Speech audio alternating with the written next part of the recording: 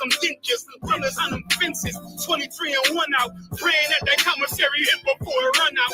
Bitches on the gram, dog filter with their tongue out. Couldn't stay home because they found the dugout. Closed casket, burner in the low jacket. My co-captain, riding on these whole rappers. My hoes fabulous. Now I don't mean that derogatory, but I'm a player and just know my women riding for me. I avoided Maury. I got 2 chicks. If I can't make it through for them, then I'm useless. Sit down that roof, Chris, with a couple bosses. After the war, just to count our losses. It's not many. You see a smile on my face, but I'm not friendly. Gun on my waist, sipping white Henny. I just hope this shit go right. Living in the dark, you don't know like. Gotta got my heart and my bow tie. Waiting on the squad in my whole life. I just hope this shit go right. Living in the dark, you don't know. Alawak punya.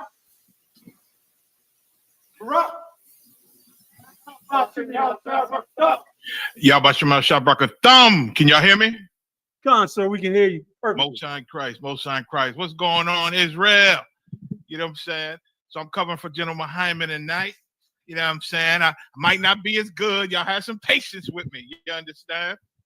But we gonna get it in, man. Who we got with us tonight? I see headquarters. Count out of one count. Shout out to headquarters, New York, getting it in. You know what I'm saying? Shout out to Hebrews. All right, who else we got? Did I see Shadia Allah over there? Come on, so we got Dallas with us. Dallas in the house. What's going on? Building it up. Is that the walk back there? Trinidad. Who that? Oh, okay. No sweat. Shalom. Who is that in Dallas? Salaki, before I go.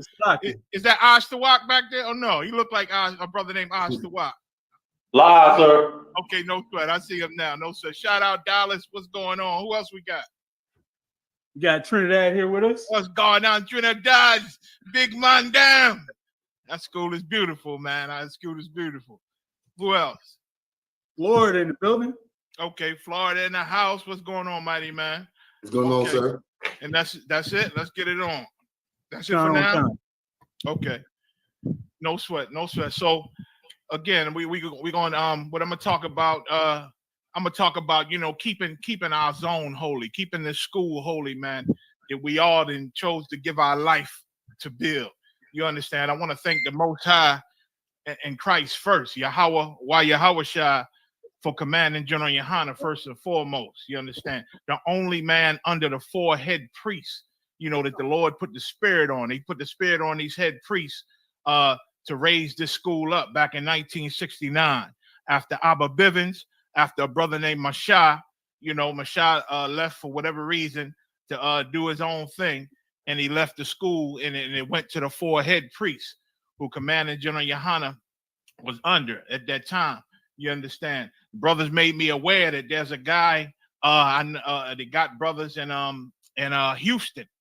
He said I think his name was Ariala. He used to be in a department called Central Command back in the day, with Commander Johnny Yohana and other men. You know what I'm saying? It was a department in the Isupk.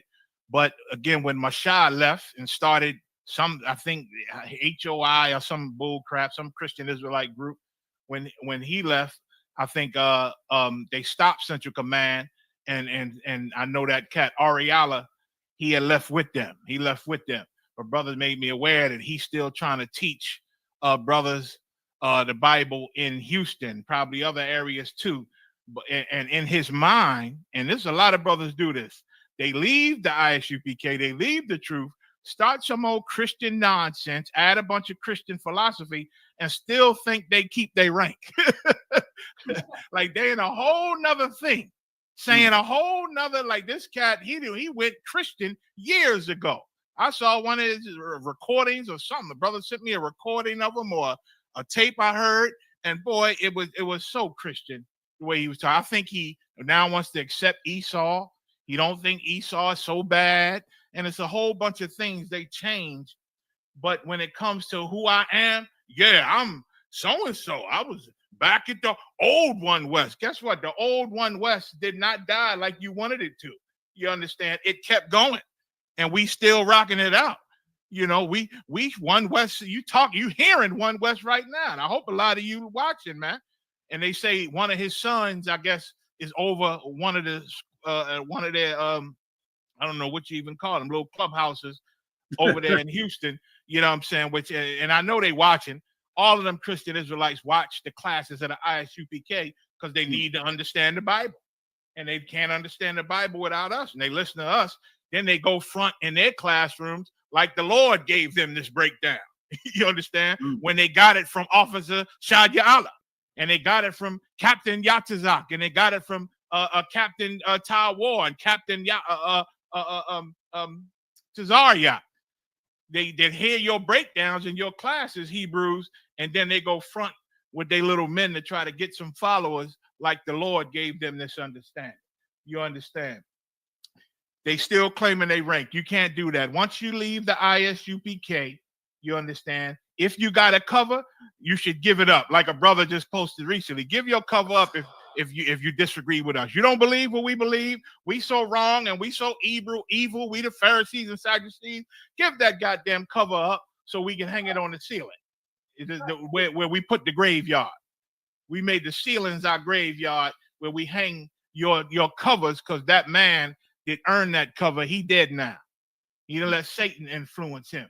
You understand? You can't claim your rank when you leave the school. You can't claim your name. These niggas walking around like I'm still Rapaya Allah. We gave you that name. You ain't here no more. That ain't your name no more, Negro. You is Tyrone again. You are Tyrone again. And that's that. They come with us. I'm Shadrach Allah. No, nigga, you are like Yatazak say, you Demetrius. You Demetrius again. You think you're gonna keep your rank? You ain't in here no more. You understand? You put down your sword, you gone, you start your other school, and that's fine. We ain't gonna hate you. We ain't gonna run up in your place and ransack your building. We ain't gonna do none of that. We just gonna keep on upholding this truth that the Lord built on this earth that we all fell in love with. Like Commander General Yohana fell in love with. And when damn near everybody left and wanted to erase the UPK, you understand, he stood strong and said, I love this place. And the Lord showed me this place is great. I'm standing with it. And took two knuckleheads with him. Two knuckleheads that also happened to love the UPK that they fell in love with. General Hyman and myself grabbed our little knuckleheads fresh out of college and said, listen, man, y'all got love like I got love. Let's rebuild this thing. He said, Mayak, I know you had been to Passovers with thousands of brothers, and it seemed like all hope is gone and they left. But we're going to have it again. We're going to have it again. And listen, the past several Passovers showed me, General Yohana knew what he was talking about. I knew it back then. The Lord showed me back then, but I can't convince men that I know what I'm talking about. So I just tell you what I know and what I believe. And if you follow it, you know, the Lord will put the spirit on you to follow it or not. That's all the truth is. We plant the seeds, we water it, but the Most High bring the increase. You understand? So you can't keep your rank. You can't keep your Hebrew name. You back in the world. You know, I don't care who you are. You understand? And Negroes, I hear Negroes talking about nobody give us a counsel. We want a counsel. You don't need no counsel from us because you don't believe what we believe. You understand? You don't follow what we follow. You understand? What a counsel from us going to mean nothing to you. Scripture say, cast not your pearls among swine. What are we giving you a counsel for, brother or sister? You understand? When you rather get high, you rather do your own thing. You smarter than us. You understand? So go do your own goddamn thing. You understand? Go find a group that believe what you believe, because we wrong. We wrong for calling them Christian Israelites. They are brothers. We supposed to love them too. I guess we supposed to be part of the whole unity thing they got. That, you know what I'm saying? We are not doing that. We are unaffiliated because, like a young man recently brought out in one of his classes, it only take one of us, man, to do evil things and to be corrupt for the Lord to come against the whole entire zone. You understand? And we ain't going to do that.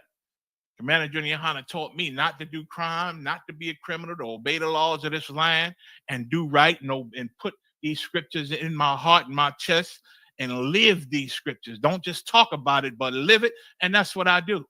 Now, you could join a group and why we call them Christian Israelites, because you do what the Christians do. Christians is getting pegged. Their men are getting pegged in the behind, having their women sleep with other men, and that's what they like. Christians do that. You understand? Christians do that. They accept Esau in their organization and Hamites, trying to save Hamites when they got nothing to do with us. But we ain't doing that, man. We ain't doing that. We're going to follow the doctrine that the Lord gave our leaders and have been passed down to us. We're going to hold on to it. We're going to hold on to it. I may take a couple of questions because I got a lot to go into.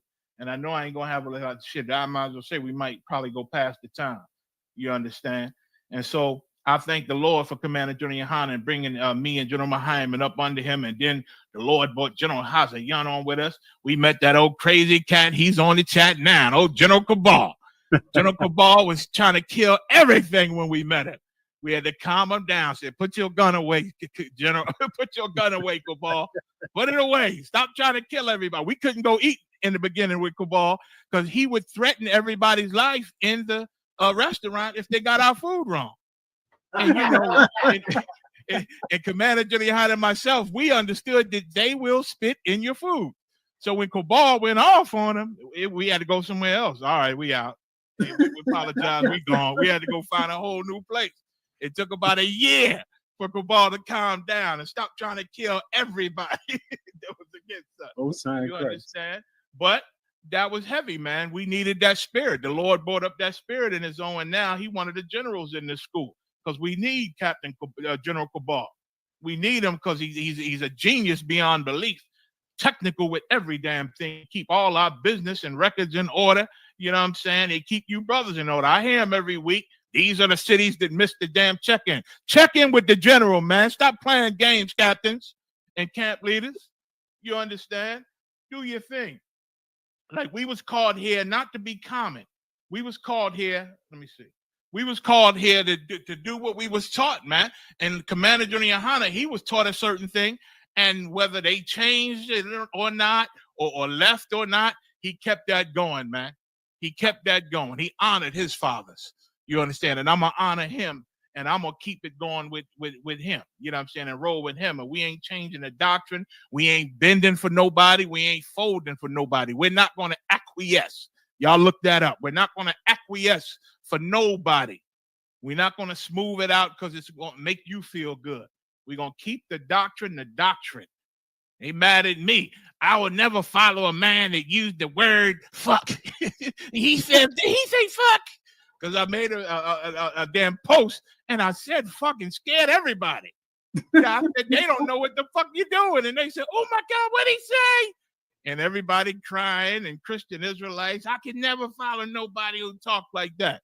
Well, boy, in ancient times, Christ cussed a few people out too, back in his day. The things he said in them scriptures, that was a cuss out back then. You understand? Now we're in a different age, different languages, different words. You know, we might throw a fuck or a motherfucker or damn it or bastard out there. If it offend your Christian heart, you ain't got to be here. You ain't got to be here. Sir. Go ahead. They'll follow somebody who would never say that word, but who will steal their grandmother's whole pension. Yeah. You know, I mean, they talk sweet and talk nice and getting pegged. Talk sweet and talk nice. And, you know what I'm saying, like you said, stealing from everybody, locking the doors and forcing you to give up money because he in debt. Nigga got a gambling problem and he hold the church hostage because he in debt, trying to get some money. You know what I'm saying? Galatians 1st chapter tell us how can you, I'm going to read Galatians 1 and 6. I might as well go to it. Galatians 1 and 6. Then I'll take a couple of questions if we got them. But then I got a lot to go into. Come on. So Galatians 1 and verse 6. Uh-huh.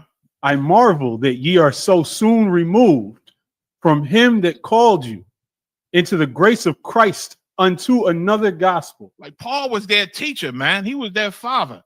And it shocked him how easy it was for Satan to get brothers, man, and sisters.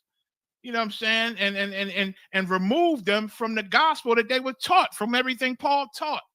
You understand? And I know what Paul feel like, man, because I feel the same way. I'll be surprised. I done sat with men back in the day when I was in my 20s, and we destroyed the Christian church's Immaculate Conception just to see them same brothers I did the TV show with sitting wearing red and gold and white and red and white, talking about the Immaculate Conception is real now. Blew my mind. I marvel. at that. You understand? Commander General Yohana marvel at all the men that he done taught that walked away so easily, man. So easily. And now because of their pride, they scared to come back and start from the beginning, because you're going to have to start from the beginning. But their pride won't let them. So they rather you're going to take a chance out there, go ahead and do it. This place is too beautiful to beg anybody. Go ahead, Q. Acquiesce. What does it say? To rest satisfied, or apparently satisfied, or to rest without opposition or discontent. Like somebody say, well, I don't think that mean that. And you fold to, okay, well, maybe it mean this. Maybe the world, maybe they tell us we too rough. So we acquiesce and change and become soft and become tender and sweet. Put a little sugar in our tank, I guess. That's the road to getting pegged.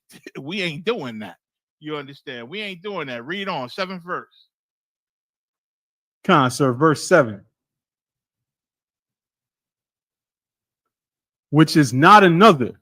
And but they change into another gospel, but it's not really another gospel, because none of you Christian Israelites who claim you got a different doctrine and this and that. I remember the candy canes came out and said hell is real, and we in the hell and the guys that wear all white, GOCC. I remember they were saying hell is real and there's different chambers and they hook your eyelids in this hell when you die. All of that come from Dante's Inferno. A break off of the Roman Catholic Church, man. All that mess where you go to some hell and chambers and the devil and burning and fire after you die in your soul for eternity. Those are the Roman Catholic lies. Those are movies. You understand? So it ain't no new doctrine. None of them are on. Any change or doctrine that they teach or say comes from some Christian church. One of them or another. It's not another. But what? But there be some that trouble you, and would pervert the gospel of Christ. But some still whispering in your ear. Some still whispering in your ear, and we got a few of them. They got a love-hate relationship with us. They leave the gospel, don't want to follow us. We ain't smart enough to lead them. We wrong in what we saying. They hear a class and totally misunderstand the class. They hear a class and General Hyman say the brother should have sex with Jada Pinkett to get him back. They're all in the world. He don't understand the spirit of what's being taught. You understand? So, oh my God, they teaching to give your wife away. Oh no.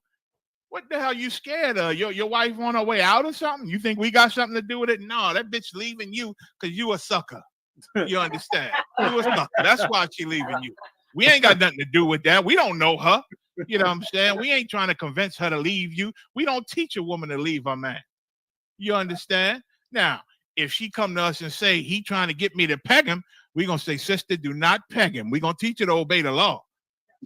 And if you walking around here having sex with men and getting AIDS and all type of nasty shit, we will tell her she might want to use protection or not have sex with you, or, you know, we might try to save her life.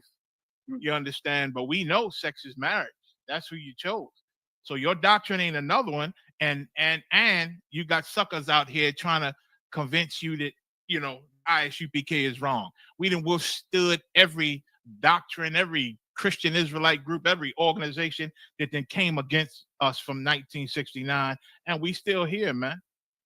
And we still here. Go ahead. But though we or an angel from heaven preach any other gospel unto you than that which we have preached unto you, let him be accursed. And Commander Johnny Yohana explained this scripture to me a long time ago as a young man. And he told me his fathers and his teachers taught him this and told him, man, if anybody teach the doctrine, even if we teach it, Yohana, you better keep doing the right thing. And he followed his fathers, man. He was a good son. He was a good son. He followed them no matter what they did, no matter what went down with them. He kept this doctrine and kept the truth going, man. And I'm going to honor him as my father. You understand? My father, I knew my father all my life, but he wasn't around like that. You understand? But I knew him, and I never had no animosity amongst them. You know what I'm saying? My mother handled it. He came around every now and then. That was fine. But I ain't get taught a lot in the world. I got taught by my old heads and on the streets. The streets taught me. You understand? So all I knew was street things. I didn't even know how to deal with a woman in a loving way. All I knew was how to deal with them according to how the streets taught me. Commander Junior Hunter changed all of that, taught me these scriptures, and I saw the scriptures live through how I was rolling with him. I'm rolling with the general for years, and I'm reading the scriptures and saying, damn, this is our life here. What these prophets are doing. This is our life. We doing this. We actually doing it. And it made me proud and happy to understand life, man.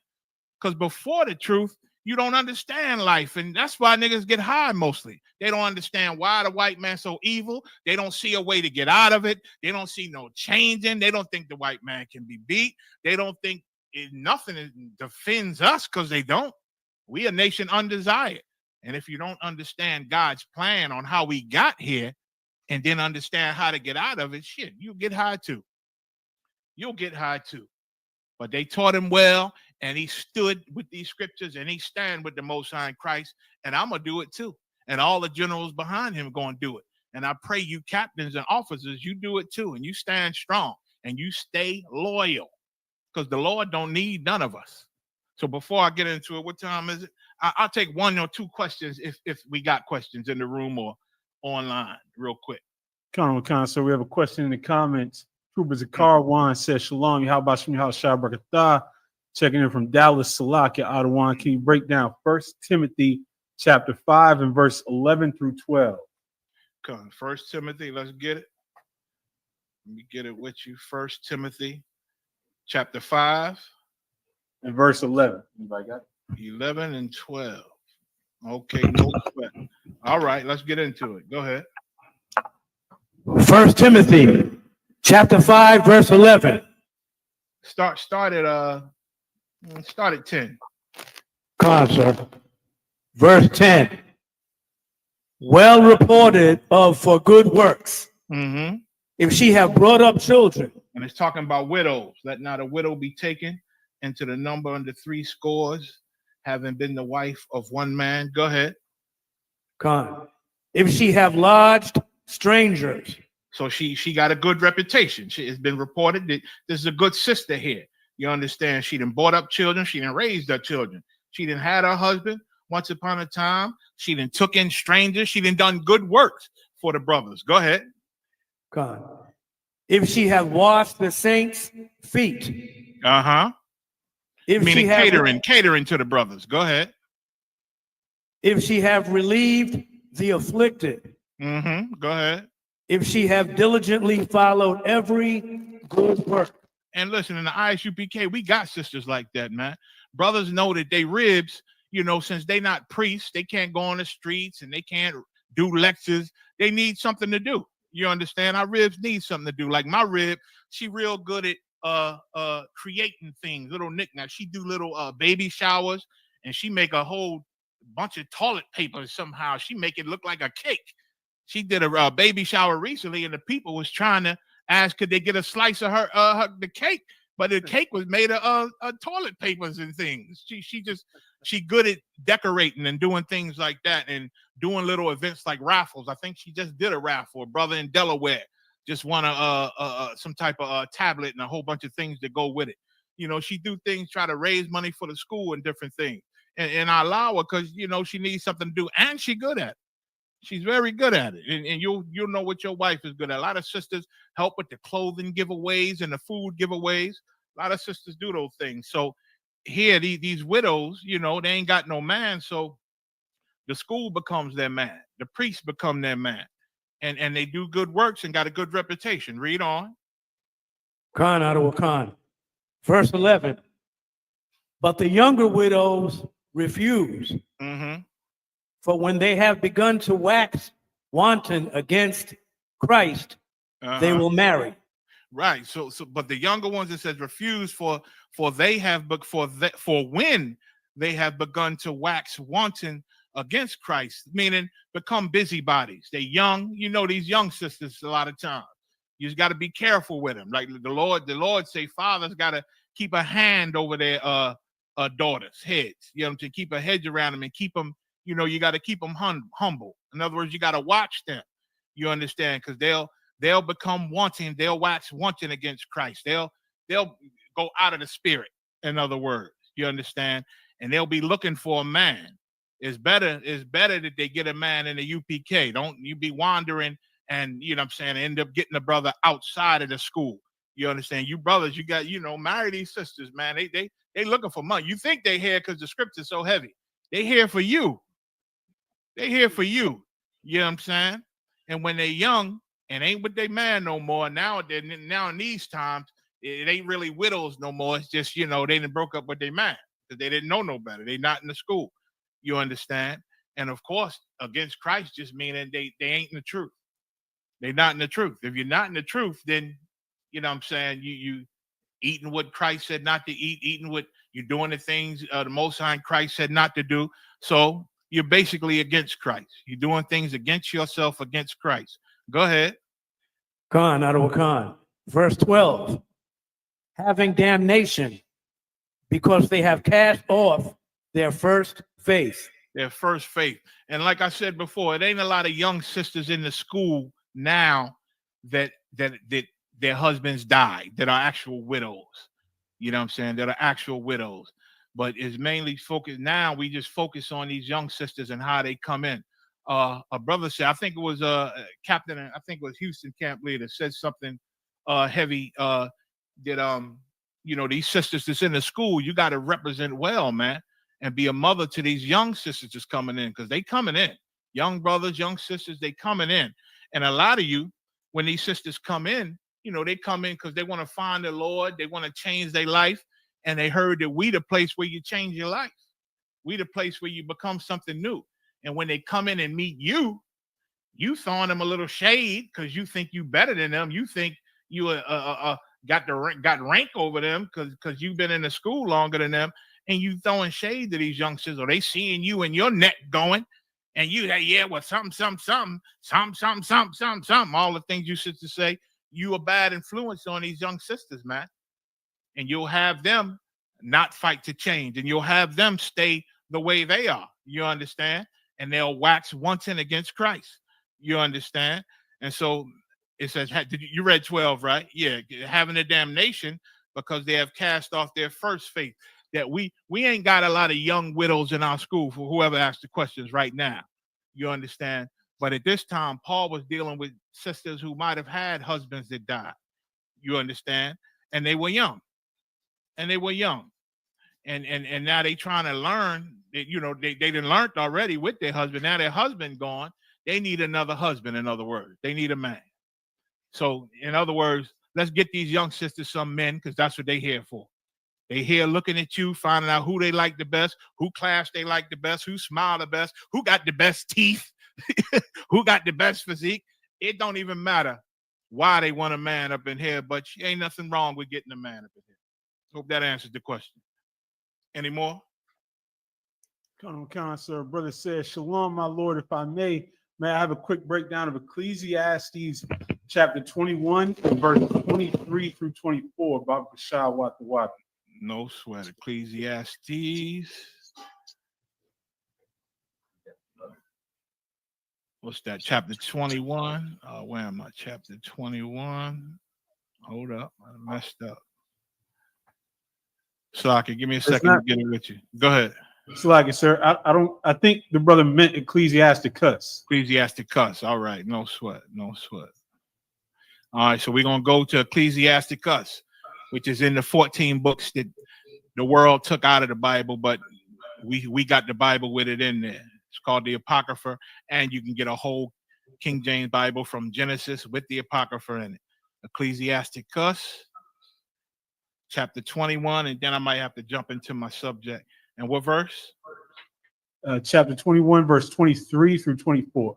Okay, let's do it. You got it. Ecclesiasticus chapter 21, verse 23.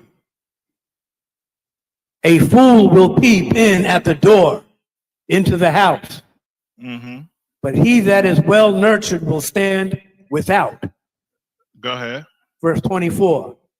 It is the rudeness of the man to hearken at the door, but a wise man will be grieved with the disgrace. No sweat. Salaki, go read 23 again. Khan out of a little bit, babe. Salaki. Go ahead. Verse 23. A fool will peep in at the door into the house. You know how the Lord, there's a scripture saying, don't be busybodies. Don't be in other man's business, in another man's business, right? You understand? So a fool, he'll peek in and try to look into a man's household. You understand? Go ahead. I guess, and see secrets. See secrets. Go ahead. But he that is well nurtured will stand without. And he that is well nurtured will stand beyond. A man with wisdom, you know what I'm saying? He'll stand without. He won't invade on a man's privacy to maybe uncover his sin. You understand? The scriptures say, you know, I'm paraphrasing. It say a good brother or wise brother covereth sin. You know what I'm saying? We try to help a brother out rather than destroy him. You know what I'm saying? If we could, if he's savable, everybody can't be saved, but we will attempt to save people. Even Paul, see, he got to the point where he had to deliver some up to Satan because they couldn't be saved. You understand? But a foolish cat, an unwise cat, he'll peek in at the door into the house. He'll try to, you know, sneak up in everybody, see your sin to destroy you. You understand? But a well-nurtured and wise man, he'll stand without. Just like doing when who was it? Noah. When Noah got drunk, you know what I'm saying? His sons knew he was drunk and naked. And Ham, of course, his simple ass, he was a fool. He went in and looked at his father and went and made fun of his father to the brothers, wanted them to come make fun of him. But Shem and Japheth, they got a covering and walked in backwards so they didn't look on their father's nakedness, and they covered him up, man, and covered him up. And so you could use that as a precept. Like fools want to embarrass and make a mockery of, you understand? But wise men, you know, they'll cover it up and try to, you know, help you. You understand? That's what that's saying. 23. Go ahead. 24. Khan. Verse 24. It is the rudeness of a man to hearken at the door. But a wise man will be grieved with the disgrace. Right. He'll be discreet. It is rudeness of a man to hearken at the door. Like he'll be in there trying to discover your secrets and try to you know, get dirt on you. In other words, get dirt on you probably so he can go murmur later. Because again, it's calling him a fool. It's calling him rude. You understand? Unwise. Because the opposite of him is the wise man. You understand? The wise man that will be grieved with disgrace. Read on. God. But a man of experience is ashamed of him. Where you go? What verse you at? Oh, Slavic, sir. Okay, no sweat. 25.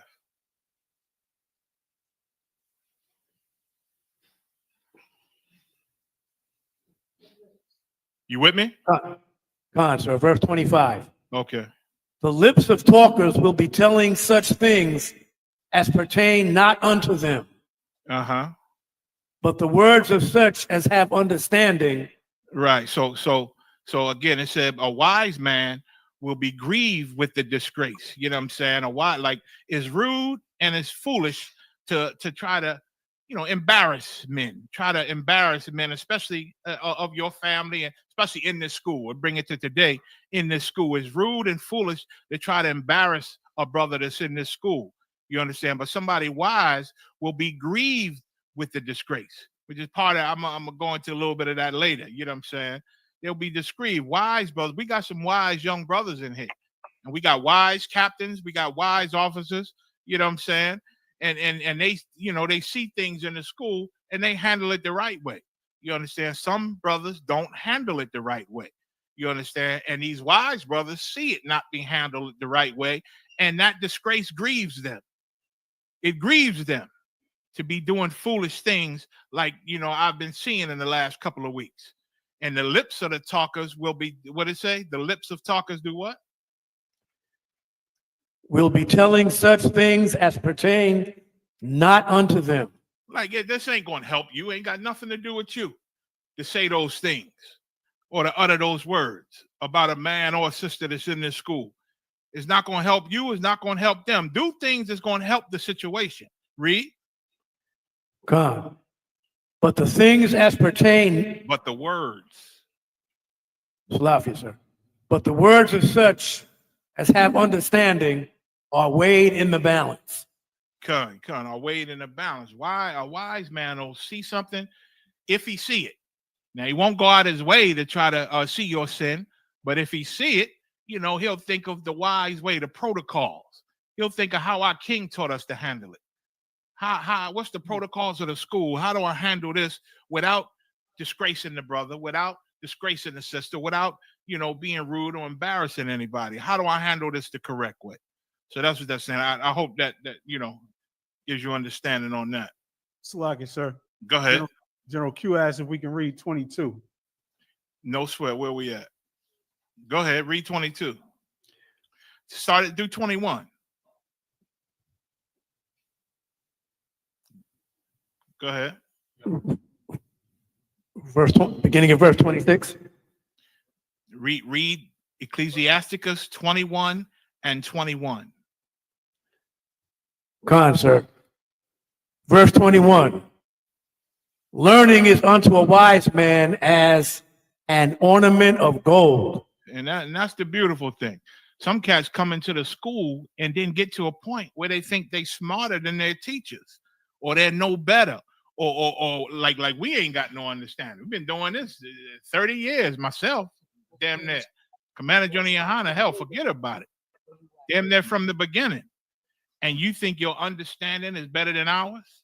You think the way you would handle this situation is better than how we would handle? You fooling yourself. Go ahead. And like a bracelet upon his right arm. And wise brothers, boy, we love to learn. Like I love this. I read the scriptures and I still see something and understand something that I didn't understand before, or see something. And it's amazing how the word of God is like that. The Bible is like that. You've been in here studying and reading for years and read something that you forgot about, or something that you see totally clearer than you used to see it. You know what I'm saying? And that's a beautiful thing to learn, to love to learn. Is a wonderful thing for a wise man. You understand? It's like an ornament of gold. It's like he floss, he bling it. That's how knowledge is and learning is to a wise man. Read. Khan, verse 22. A foolish man's foot is soon in his neighbor's house. Look at that. Look at that. But a fool, he want to be all up in your house and peeping out your scene and seeing how you not better than him, seeing how you worse than him. Go ahead. But a man of experience is ashamed of him. Yeah, but a man of experience, he's ashamed of this fool. You understand? He's ashamed of this fool who want to be all up in everybody's business, man. Don't be a busybody. You understand? Don't be in everybody's business. Of course, we all here to protect this school.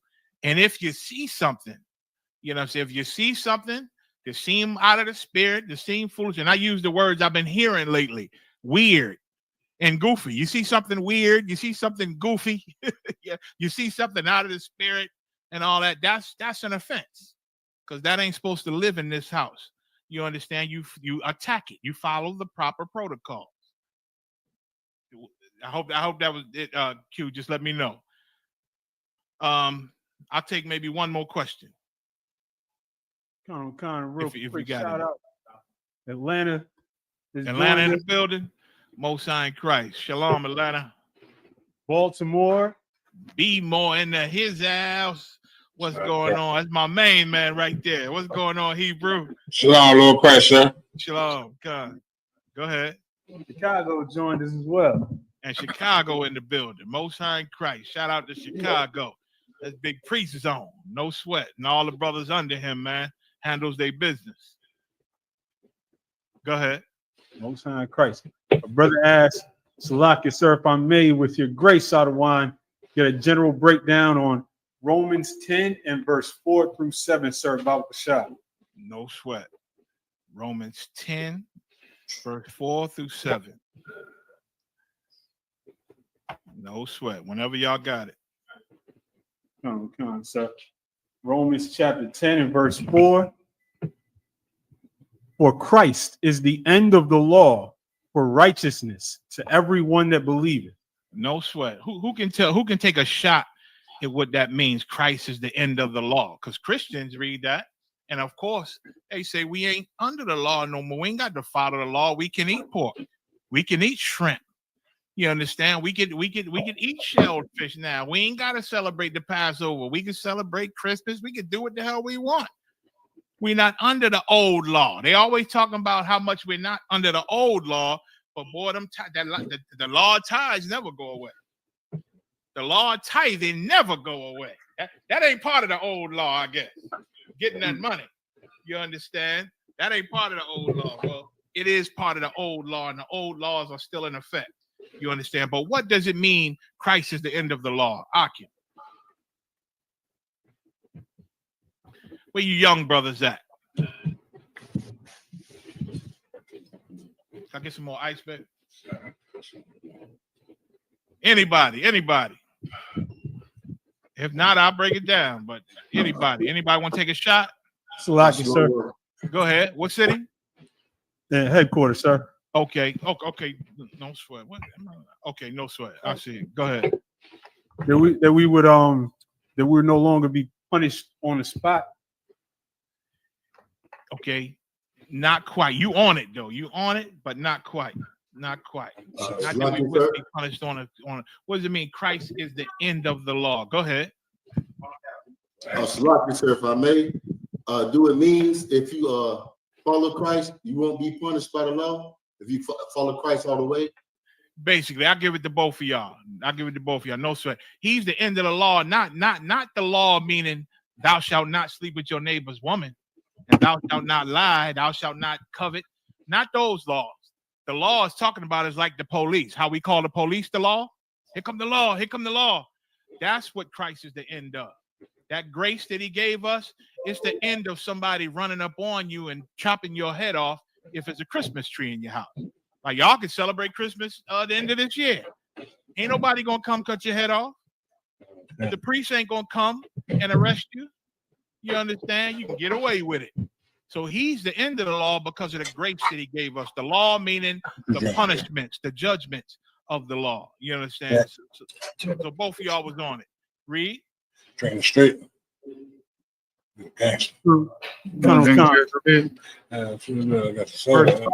Put your phones on mute if you're not reading. Well, go ahead. Verse 5. For Moses describeth the righteousness which is of the law, that the man which doeth those things shall live by them. Right. You follow the law. Ain't no police coming for you. Back in Moses' time, you was good.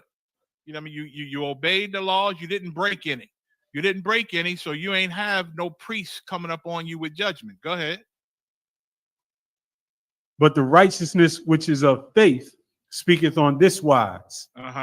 Say not in thine heart, who shall ascend into heaven? That is to bring Christ down from above. So what's he said 4-7, right? So he said for Moses described the righteousness which is of the law. He went into how the Lord would bless us. You know what I'm saying? And how we would live good and we would have our children if we observed and did the law in Deuteronomy. He said it. If we observe and do, we will be blessed. He ran it all down. You understand? And then it said that the man, Slakia, did I skip ahead? That the man that doeth them shall live by them. Read 6 again, Slakia. Sir, but the righteousness which is of faith. Right. That's go ahead. Speaketh on this wise. But now in Paul's day, in Paul's time after Christ, what he taught us to be righteous and have faith.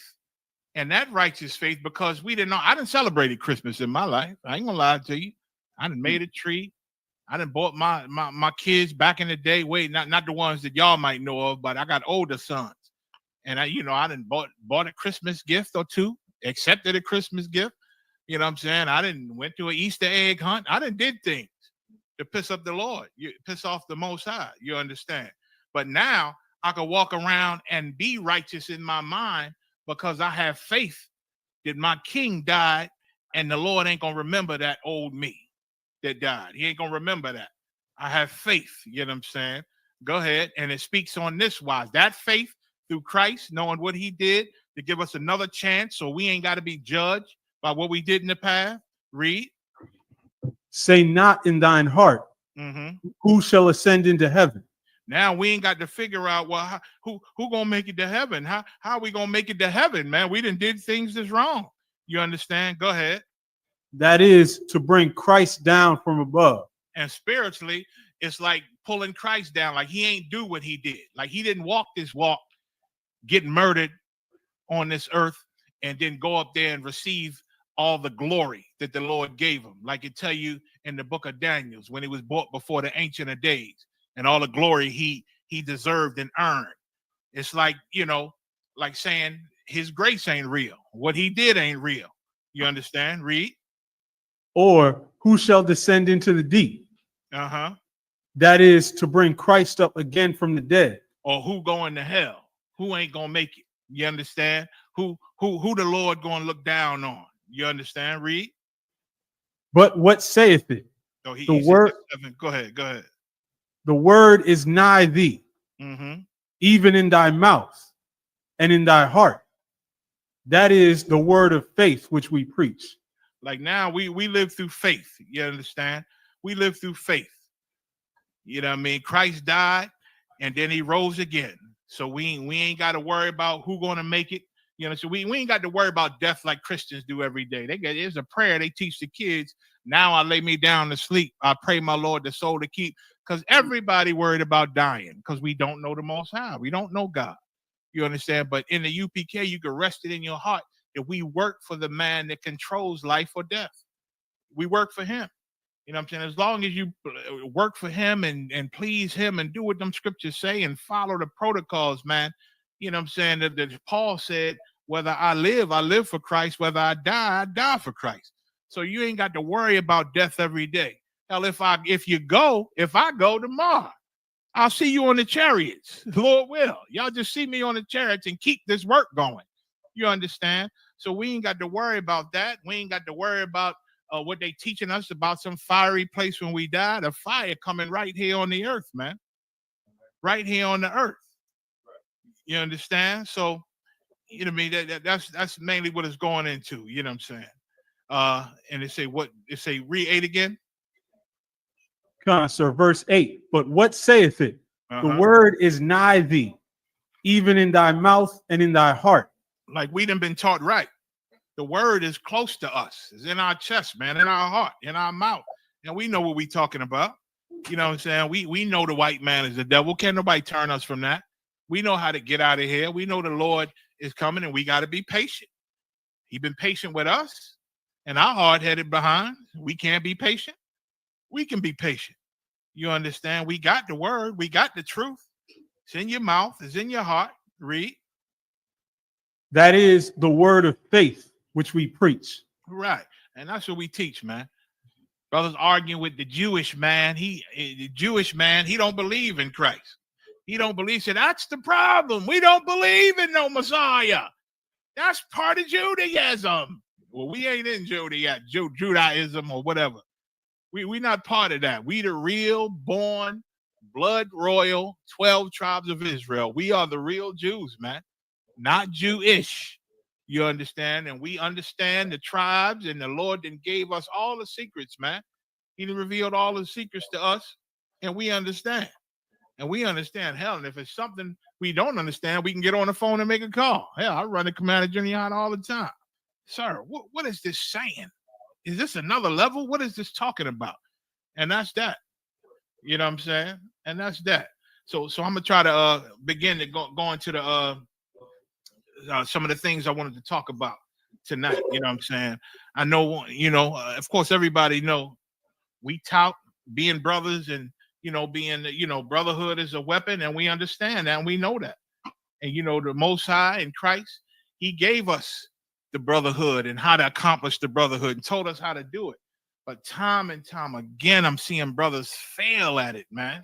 And these are good brothers, man. These are good brothers, but they forget about the protocol. First and foremost, Jesus Christ don't make no suggestions. When he say to do something, it's an order. He's our king. It's an order. He's our king.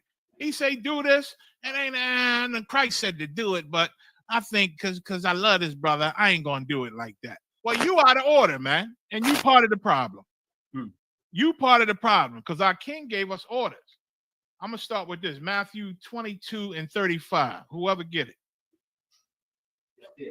Whoever get it. We're gonna go into the greatest because you know they asked Christ back in his time, what's the greatest of the laws? These are highfalutin Negroes back then, lawyers and whatnot, doctors and lawyers. And they say when Christ was 12, he was consulting with doctors and lawyers since he was 12. So he knew their minds, he knew how they thought. And about time he was a grown man, he knew how to handle these cats, man. He knew how to handle them. 22 and 35 for Matthew. Sir, Matthew 22 and verse 35. Then one of them, which was a lawyer, asked him a question, tempting him, and saying, again, asking him a question because he's a lawyer. He know how to talk to people. He know how to trick people into saying things that he want them to say. You understand? He knew how to do that. And so he thought he could do it with Christ. He didn't want the answer. The scripture tell you what he wanted. He was tempting him. He was tempting him. He was fucking with him, in other words. I know you Christians like, oh, he said fuck again. Christ was fucking with him. You know, I mean, he was fucking with Christ, trying to fuck with Christ. You understand? But Christ understood this thing. So they tempted him. Go ahead.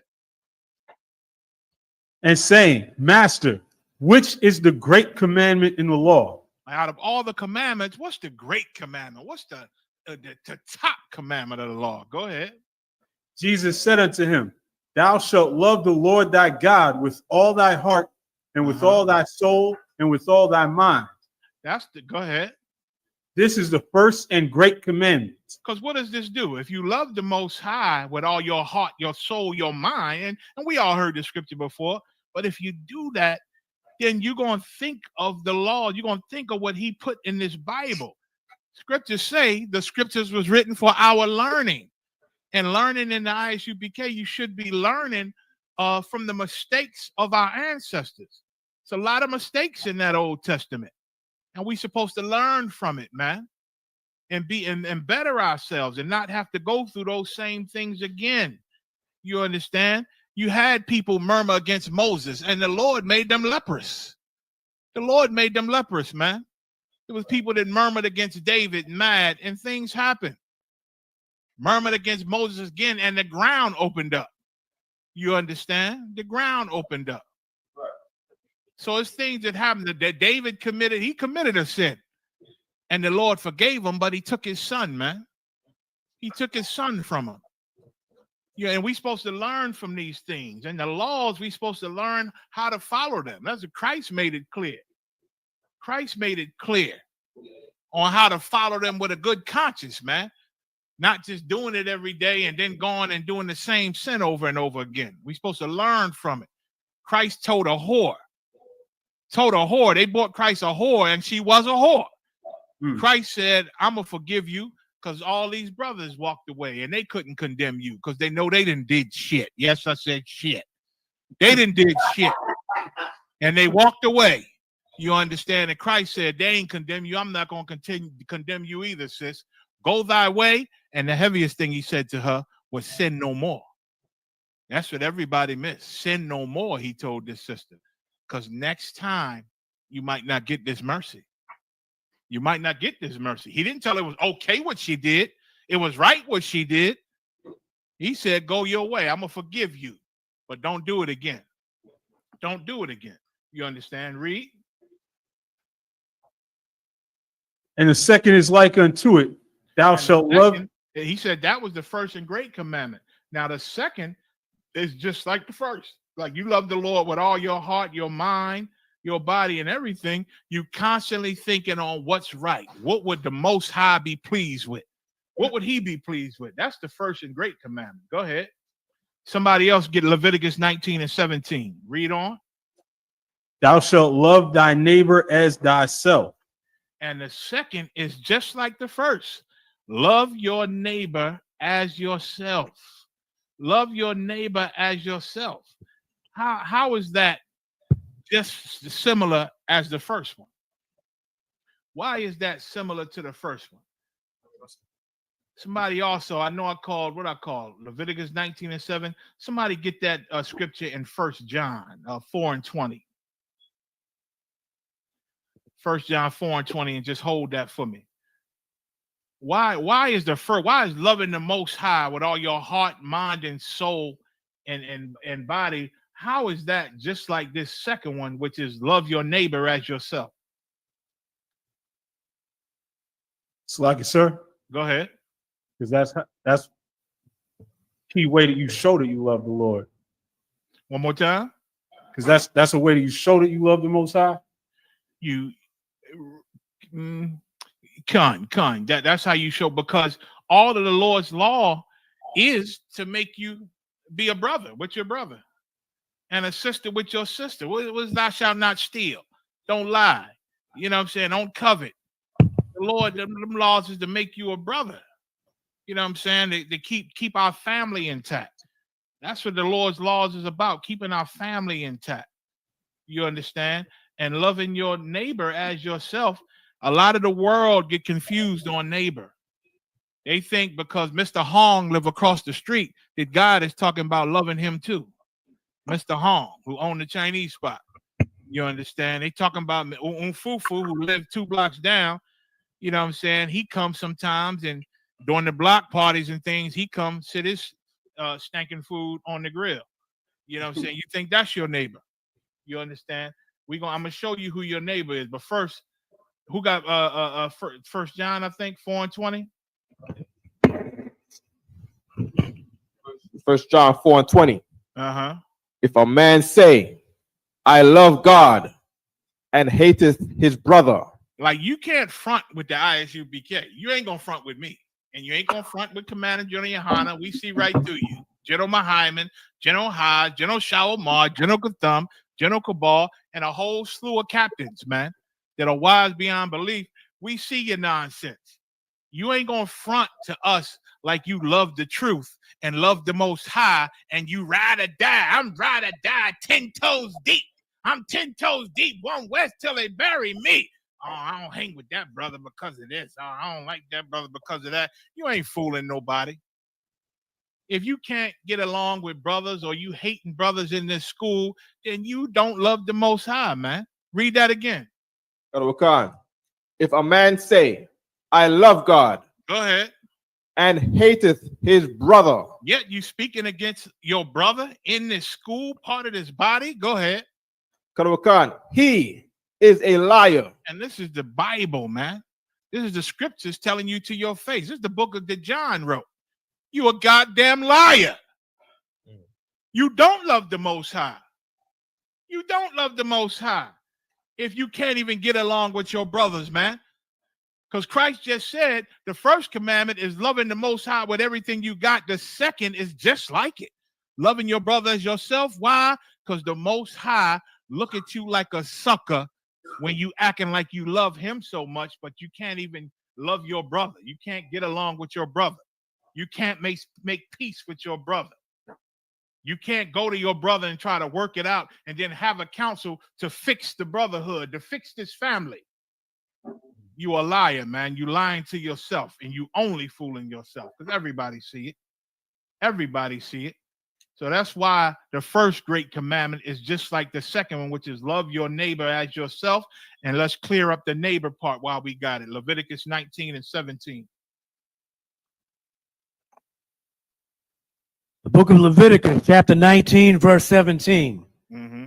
Thou shalt not hate thy brother in thine heart. Read that one more time. Thou shalt not hate thy brother in thine heart. So the Lord said, don't hate your brother in your heart, man. That's what he said. That's what the Bible says. Don't hate your brother in your heart. But check this out. So the subject is how you feel about your brother, hating him. Go ahead. Thou shalt in any wise. But instead of hating your brother in your heart, instead of that, go ahead. Rebuke thy neighbor. Rebuke thy neighbor. So in this context here, read on first. Go ahead. And not suffer sin upon him. And don't suffer sin upon him. So in this here, your neighbor is who? Who is your neighbor? According to Moses, according to the law. Anybody? Your brother, sir? Your brother. Who was that? In what city? Headquarters. No sweat. Your brother. So we see in here that according to the Bible, our neighbor is our brother. Read on. Khan out of Khan. That's Verse right, 8. Makolat. I missed the first name. We ain't there yet. Go ahead. Your brother, right? GM Rich Bullies, your brother. Kasala, your brother. Your neighbor is your brother. Is not Mr. Kimchi that own the store on your corner, man. It's not Motufu. It's not the East Indians that live on your block.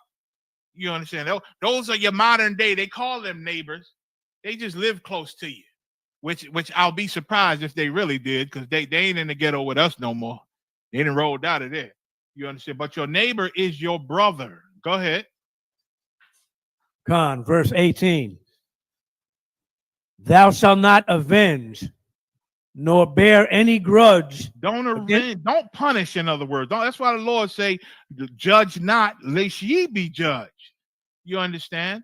Because we ain't to avenge, man. We ain't to, because we think a brother is wrong, we ain't to hate him, man, and destroy him, and to try to, kill a man. You know what I'm saying? We don't wish judgment on a man. You understand? We're not to avenge them, nor bear any grudge. Go ahead. Against the children of thy people. Against the children of thy people. Read. Khan. But thou shalt love thy neighbor as thyself. But instead of bearing a grudge against the children of thy people, it says, thou shalt love thy neighbor as thyself. Now, in this one, it's talking about your neighbor again. Who is your neighbor in the 18th verse? Anybody? You just say it quickly, holler it out. Your brother? Yes, but in the 18th verse, it don't say brother. What does it say in the 18th verse? Oh, the children of thy people. Who is your neighbor? The children of your people. Who is your brother? Your cousins, your family, Israelites, in other words. So now, according to these two verses, your neighbor is, like you said, your brother, and they're the children of your people, man. So Donald Trump is not your brother. He's not the children of your people. You understand? Joe Biden is not your brother. He's not the children of your people. Now, some of you Christians just listening, guess what? Barack Obama is not your brother. He's not your neighbor. He's not the children of your people. He is the children of a whole nother people called Hamites. We are Shemites. Our forefathers, we are not the same people as him. You understand? Give me Matthew 22 and 40. Slocky, did we read 40 already? I know we read 39. Let's finish it with 40, and then somebody get me Deuteronomy 18 and 18. Come. Verse 40. On these two commandments, loving the Most High with everything you got, and loving your brother as yourself, man. On these two commandments, go ahead. Hang all the law and the prophets. Hang all the law and the prophets. Now, your brothers, although we got brothers that's biological brothers, but our brothers are in this school, man. Christ said, who is my mother, my sister, my brother? Them who do the will of my Father which is in heaven. That's what our King said. And that's how we supposed to live, man. If you in the Isupk, we brothers, man. You are brothers, you are sisters. Now, if you walk away from this, you done put down your sword. You done put down your sword now. Don't be mad because we don't consider you brothers if you put down your sword and left us because you don't love us. You don't love us if you're able to walk away from us. You call yourself our brother. You think you still have one counsel. Please give me a counsel. He won't give me a counsel. Negro, go to T.D. Jakes for a counsel. Go to that homo Bishop Nathaniel for a goddamn counsel. Go to find out who leading the damn candy canes down and go to them for a goddamn counsel. You want a counsel so bad when you don't give a F about what we say or what are the protocol we laid down. And I'm gonna show you that what we say God honors and God honors our rules and our protocols. We ain't gonna make you sin. We ain't gonna make you go against the Bible. You understand? But we will enforce a proper and professional a life in this truth. We ain't gonna tolerate nothing outside of here. The hell you want to be a part of this body for when you will be a cancer to this body? You like a foreign object. You understand? But I'll get into that. I ain't gonna jump ahead. Deuteronomy 18 and 18. Because one thing I want you to go ahead. I'm gonna let the scripture speak first. Come, the book of Deuteronomy, chapter 18, verse 18. Mm-hmm. I will raise them up a prophet from among their brethren. Everybody read this, right? Most of you. Some of you young brothers and sisters, maybe not. The Lord said through Moses that he was going to raise us up a prophet from amongst our brothers. So this prophet is talking about, just like all the other prophets, they was the children of our people. They were Israelites. There's no such thing as a prophet that was not an Israelite. All the prophets in the Bible were part of the 12 tribes of Israel. They were Hebrew Israelites. That's why Muhammad cannot be a prophet. The Arabs cannot be a prophet. No Christian can be a prophet. No Edomite can be a prophet, man. The other nations can't be prophets because the Most High only made Israelites his prophet. And this prophet, this is talking about a special prophet here.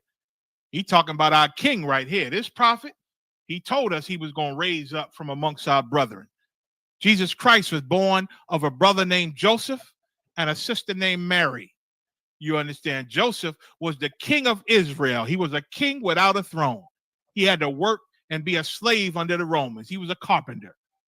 But he was by bloodline the king, the great grandson of King David. He was the heir to the throne, and he did not have a throne.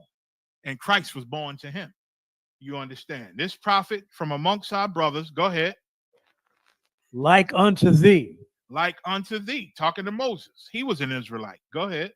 He wasn't a white man. Go ahead. God. And will put my words in his mouth. And the Most High said he's going to put his words in this prophet's mouth. That's why Christ said, the things I do, I don't do of myself. I do of the Father that sent me. Because the Most High put his words in Christ's mouth. Read. God. And he shall speak unto them all that I shall command him.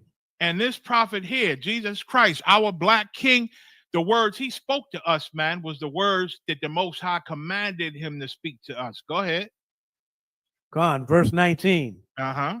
And it shall come to pass that whoever will not hearken unto my words. Whosoever, this is the Most High speaking through Moses. He said, whoever it is, whosoever will not hearken unto my words. The Most High said, if you don't listen or obey my words, go ahead. Which he shall speak in my name. He shall speak. If you don't obey my words that he going to speak to you, but it's going to be my words he's speaking. And if you don't obey my words that he going to speak in my name, go ahead. I will require it of him. Most High going to see to it that you pay for that. He going to see to it that you pay for that. And I know a lot of times, not on purpose, but even good soldiers, we forget, man, that Christ is our king. He's the commanding general of the commanding general. You understand? And he don't give us suggestions. Christ don't say things that you can say, oh, well, Christ said this, but I feel like this, so I'm going to do this other thing. No. He gave us an order that we better follow. Yeah, we better follow because he's speaking the Most High's words in the Most High's name, and we better follow it. And sometimes we forget that. We think Christ was suggesting that when something offends us or something don't seem right, we got to go to our brother to fix it. If you think it's weird or goofy, then you offended. I don't know what you think those terms mean. I don't think, well, no, I wasn't offended. I just thought it was kind of weird that he said that. You was offended. That's an offense. And we ordered to handle it, man, to mend this brotherhood. Because if he's saying something weird, you want him to learn not to say these weird things. If he being a goofy, you want him to learn how not to say these goofy things. And you just might find out in the council that maybe your thinking is a little goofy. But everybody gets fixed in the council by obeying our king. You understand? We can't be anything like the people outside of this school. We cannot be common. We can't be normal. We can't be everyday humans. Our king wasn't an everyday man. Right. Although he was born like his brothers, to show us that even though he had sinful flesh like us, he was born from a man and a woman just like us, suffered the same pains and anxiety and things that we suffer. He fought to obey the Most High, man, and to be extraordinary on this earth. And we can do it too. The fact that he did it was to show us that we can do it too. Our king wasn't no average or common cat. Give me, who got Acts 10 and 11? And we ain't to be no average common cat. I'm not supposed to see. Can y'all hear me? Constant, we can hear you perfectly. Oh, am I frozen to y'all? I look frozen. Your video is frozen, but we can hear you fine. Okay, man. I don't know how to fix it though. No sweat. I'm gonna just keep going. Maybe it'll kick back in. I could. No. Should I go out and come back in? Nah, sir. I wouldn't. Okay. Break your flow. All right. No sweat. No sweat. Acts 10 and 11. Acts 10 and 11. Mm-hmm. And saw heaven opened. Uh-huh. And a certain vessel descended. So this is Peter. Peter was on his rooftop one time and had a vision. The Lord showed him a vision. You know what I'm saying? The vision was it's going to show him one thing, but it ultimately was teaching Peter to deal with another thing that the Lord was going to have him deal with in the future. So in this vision, when Peter's on the roof, he saw heaven open. He saw the sky open up. Go ahead. And a certain vessel descending onto him, as it had been a great sheet knit at the four corners. So in this vision, it was like a great giant sheet coming down to Peter, knit and tied at the corners. Go ahead. And let down to the earth. Read. Verse 12. Wherein were all manner of four-footed beasts of the earth. And on this sheet was all manners of four-footed beasts. Go ahead. And wild beasts. From everything from a goat to a lion, you know what I'm saying, to a cow, you know what I'm saying, tigers, leopards, all manner, all kinds of four-footed beasts of the earth, wild beasts, everything. Go ahead. And creeping things. And creeping things. Like there's certain creeping things that the Lord allow us that we can consume. It's lawful to consume, like grasshoppers, locusts, and different things, beetles, you under things. But Peter on this sheet was all kind of creeping things: the caterpillar, the goddamn worm, the snake, the lizard, everything. Go ahead. And fowls of the air. And all kind of fowls of the air, every kind, not just the lawful, but the unlawful. All kind of fowls with your birds. Go ahead. Verse 13. And there came a voice to him, Rise, Peter, kill and eat. Verse 14. But Peter said, Go ahead. Not so, Lord. So now this voice came to him, said, Arise, Peter, eat these things on this sheet. Eat that lion over there. Eat that fly and those unlawful bugs and creeping things. Eat, I don't even know the names of them. Unlawful bugs and the buzzard and the pelican and all the unlawful birds. You know what I'm saying? Eat them, Peter. And Peter said, hell no. Peter said, no, I ain't eating them things. Not so, Lord. Go ahead. For I have never eaten anything that is common or unclean. So now Peter said, I have never eaten anything common or unclean. What did he mean? Because the world has always just eaten anything they find under a rock. Esau eat anything he find under a rock. Esau eats your placenta. Y'all know that? I didn't see in the videos. He seasoned up a whole placenta and fry that bad boy and gobble it down. He lift up a rock and all the bugs that stuck to the rock, he steal them off there and go fry them up and eat them. Forget about Moab. Moab eat the snout off of a rat. Moab eat the snot off of a possum. A lot of black people down south, we was brought up on possum too.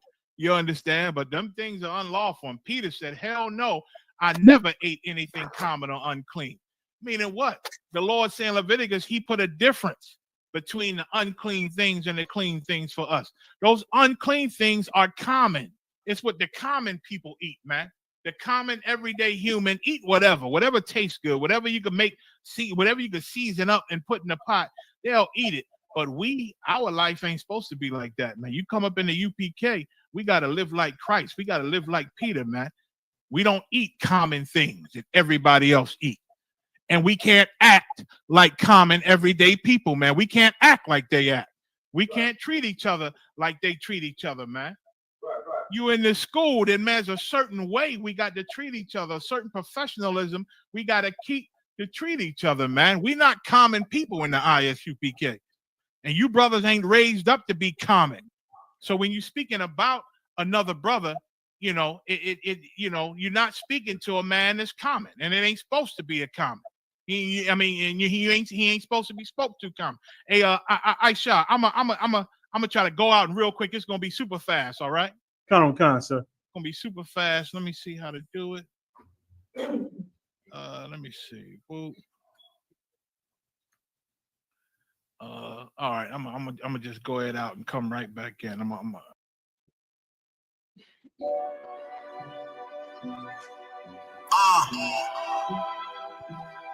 One West world. First everybody. Bitch, this is more than what they ever played up. Living by put me in the gas lamp. Born in 91, pumping 90. Liquor, every pill like a nectar. But I keep it. It's more than what they ever played up. Living by put me in the gas lamp. Born in 91, pumping 90. No sweat. I'm back in the game. All right. I got movement. Salakia, Akim. You know what I'm saying? So we ain't supposed to be common, man. And we don't live a common life, and we ain't gonna treat each other common the way we didn't treat it. What the hell you in here for? If you're gonna come in here and treat brothers like you done treated your cousins all your life, or your biological brothers all your life, well, we family. You know how family fight. Family fights. I don't be surprised. No, the hell we don't. Family ain't supposed to fight. We just slaves, man. And we think it's okay and normal because we fight so goddamn much, but family ain't supposed to fight. We don't fight each other in the ISUPK. We don't tolerate that. You understand? One of the worst things you could do is come up in a council talking about you didn't swung on a brother. Come on, man. I mean, that's about the bottom line that gets me. I damn near want to ask General Hyman and General Yohanan permission to take the council over, because I'd like to really, I'd like to show you how a nigga can be. You understand? Like, we don't fight each other here. That's not normal, and we're not going to do it. We're not common. They called you Power Rangers. Been calling you that for many, many years. That's a superhero, man, because that's how they see us. They don't know it. They don't know why they calling us Power Rangers and asking about how we dress, because you the goddamn superhero. Start acting like it, man. Let's be that. Matthew 18:4. We ain't to be common, regular, everyday folks, and we ain't to treat each other like common, everyday people, man. Brothers in here is anointed, man. We special. You understand? Now, if you leave out of here, if you speak against this school, if you arguing with one of our soldiers, one of our family members, if you arguing and going against one of our family members and you outside of this school, now you an enemy. You an enemy. The gloves come off. You understand? Everybody should blaze on anybody outside of this school. You understand? Coming against this school on our threads, of course. Don't give their threads no play. Don't be all up on their posts giving them no love, because like General Hyman said, that's the fulfillment of the demon in them. They want you to cuss them out, because then they be like, they heard me. They hear me. I saw one brother say something about, okay, I got the general's attention. That's their goal. They want to get our attention. They want to get your attention and have you respond to their nonsense.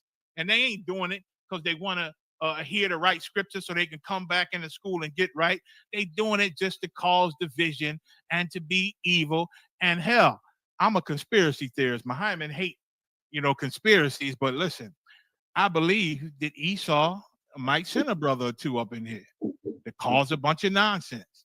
And as long as we follow the protocol and got the men leading the school that's leading the school, and you wise captains and officers coming up and really love this school and love loyalty, when you see something outside of the spirit, outside of what's been taught, outside of how we do things, attack that shit. You understand? Right. Attack it. Attack it, man.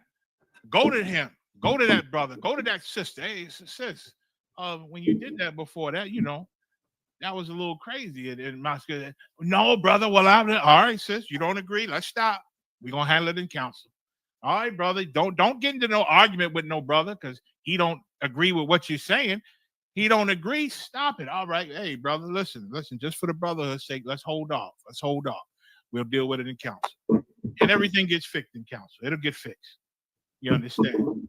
So we ain't common, man. We superheroes in here. We better start acting like it. Matthew 18:4. Matthew 18:4. Whosoever therefore shall humble himself as this little child, the same is greatest in the kingdom of heaven. So Christ and the disciples out teaching. All these brothers, they out teaching, and the children running up, and the people running up, trying to touch him. They heard about his reputation, heard about the miracles, and of course, the disciples are on Shema. They stopping the people from getting to him. But Christ said, hold up, let them kids come on in here, man. Let them kids come in here. And Christ loved the children. They Israelites. You understand? Like Commander General Yohana loved the children. I remember the kids running around the class.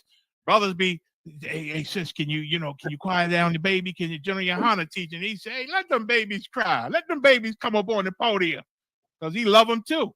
You understand? And so Christ, he said, whoever humble yourself like these little children, man, that I'm loving on and putting on my lap, the same is greatest in the kingdom of heaven. Why? Because children got an innocence. They just like brain is empty and they just want to learn. You pour the knowledge into them, man. That's why the scriptures say, train up a child the way they should go. And when they're older, they won't depart from it. Listen, your children, they may hate coming to class, don't want to sit still. You know what I'm saying? Some of them. Listen, them Christian kids is the same way. Them Christians force them babies to go to church and dress up, and they hate it. They hate the tie. They hate sitting in there listening to this Christian nonsense. But when they older, they are Christian on their own. When they grow up, they become Christians on their own. So we do the same goddamn thing. You know what I'm saying? They come sit in these seats, be still, boy. Take them damn headphones off. My children love headphones. And I tell them, you in class, you at a function, do not be wearing them headphones while a priest is speaking. You understand? And listen, whether they like it or not, they're going to come up, and when they're adults, they're going to be in the Hebrew Academy. You understand? Or before they're adults, Lord willing. You understand? So Christ said, you got to become a little one, man, to be greatest in the kingdom. Read. Verse 5, sir. And whoso shall receive one such little child in my name receiveth me. Right, because these brothers are like the little children. These brothers and these sisters coming in the truth for the first time, we got to care for them. Christ, we got to care for them like they're little children, man. And you got to receive them in Christ's name, because that's what they're here to learn about their king, learn about their heritage, learn how to do things different from how they've always do things, man. And you captains, man, you captains, I hear little rumors sometimes. Brothers blaming you captains, man, when they doing something wrong. Well, I was told by a captain that's in the school that was okay, that this and that and this and that. No, we don't teach no captain that. We ain't never taught that. We got to tell the brother and correct him. Now, they don't give up no names because who knows? Maybe they're young and they trying to get out of it. But, man, you captains, step it up, man. Guide these young brothers coming up in here. Don't leave it to young officers to teach and guide the young officers. They don't have everything they need. They need you. They need you, and you got us. You can call us anytime. You understand? Read. Verse 6.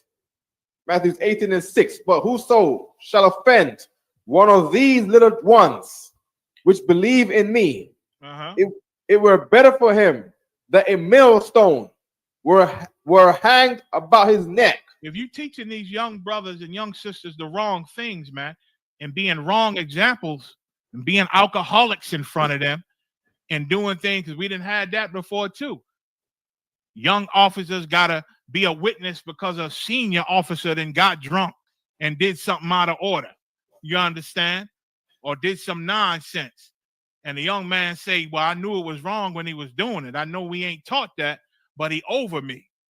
Listen, you got departmental command. You see a senior officer is not in the right spirit or doing something out of order. You try to tell him, sir, with all due respect, sir, you got to stop this. We got to stop this. If he ain't listening, you make a phone call. You call his camp leader. You call somebody over him, man, because your spirit of the Lord is in you too. And if you see something off, you got to, handle that thing. Don't just let it get out of hand and close your mouth. We ain't in here to keep our mouths shut. You understand? We in here to be in order. You understand? But we ain't in here to shame each other and to let evil grow. We ain't in here to let no cancers grow. It will be better before you destroy one of these young brothers or sisters that come up in here, being unprofessional with them, being a brute with them. You know what I'm saying? And being out of the spirit with them. It'd be better if a giant rock was tied around your neck. Did you finish 6? Sir. Read on. Sir. And that he were drowned in the depth of the sea. So if somebody tied you to a giant rock and dropped you in the sea, it pulled you down so you can die. So you can die and drown. That's better than you destroying a brother in this school, being a bad example of a brother in this school or a sister. Read. Verse 7, Matthew 18:7. Woe unto the world because of offenses. Like men should watch their goddamn mouths when it comes to the priests of the Isupk. They should watch their mouths. The Lord said destruction, woe unto the world because of their offenses, man. And it's offense to speak against men of God. The Bible is full of examples of that. You understand? Men that the Lord raised up and put in charge, you better watch your mouth when you speak against them. You better watch your mouth. Read. For it must needs be that offenses come. Like offense is going to come. It got to happen. Sorry to say, because this is Satan's kingdom. It got to come. Read. But woe to that man by whom the offense cometh. But boy, that brother who's doing the offending, the Lord got something special for you. The Lord got something special for you. Jump down to the 15th verse. Matthew 18:15. Moreover, if thy brother shall trespass against thee. And once ago, what we read in Deuteronomy, I'm going to raise up a prophet amongst your brothers, and he shall speak my words in my name. And if you don't listen to, if you don't obey, if you don't follow my words that he shall speak in my name, the Lord said he's going to require it of you. You understand? And now he's about to tell you, this is one of the greatest scriptures in the Bible that shows you how to keep and maintain the brotherhood. This is how we've done it all these years, man. This is how we've done it. We fix problems going to come. We men. You know what I'm saying? Problems going to come, but it's a way to fix the problem because we all want the throne. We all want them thrones. We all want them crowns that Christ's going to put on our heads for standing stiffly in this world, man. Standing stiffly in this world. Moreover, read. Moreover, if thy brother shall trespass against thee, go and tell him his fault. Go ahead. Between thee and him alone. Now, it could be any fault. It could even not be a fault, but in your mind, it's a fault. So now you have to learn. Somebody got to learn from this. If it feels wrong, if it feels out of the spirit, then you should address it. Don't let it lie. I've been telling brothers for many, many years, if you ignore it because you're trying to be a good brother, Satan going to play with it, and it's going to come up 2-3 years later. And it's not brotherly to let stuff slide. It's not brotherly. You are part of the problem if you letting things slide. It's a tell him his fault. He and thee alone. It wasn't a suggestion. Christ is our king. He giving an order right now. We got to obey it, man, to keep this brotherhood. Now, when brothers don't do it, you part of the problem. You part of the problem. Once again, anything you think That's goofy. Oh, that's goofy. He a goofy. Don't let your brother be a goofy. All right. If he's a damn goofy, go to him. And if he don't agree with you, I ain't no goofy. That wasn't wrong. Then it got to go to council to figure out who's the goofy. Maybe you the goofy. Maybe I'm the goofy. If I'm the goofy and don't know it, I want to know. Please help me.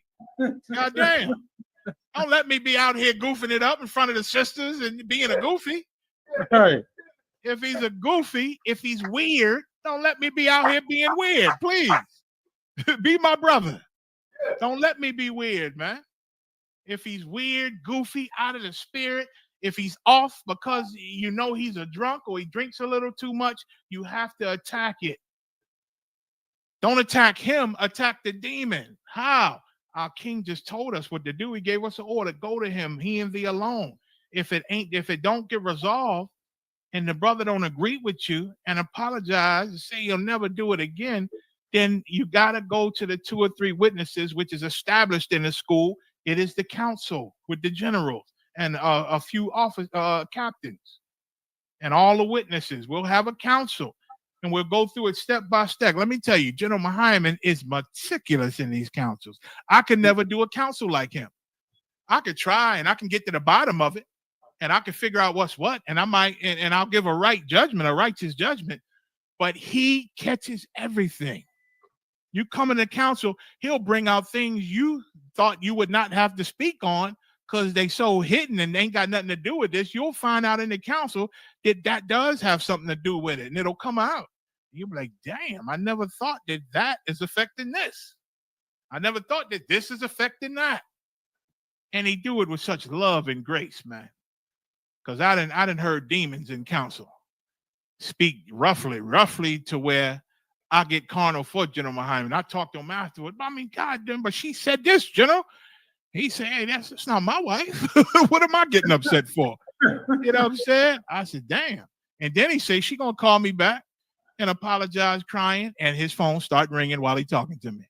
You know what I'm saying? With the sister apologizing, not, sorry for what she's saying.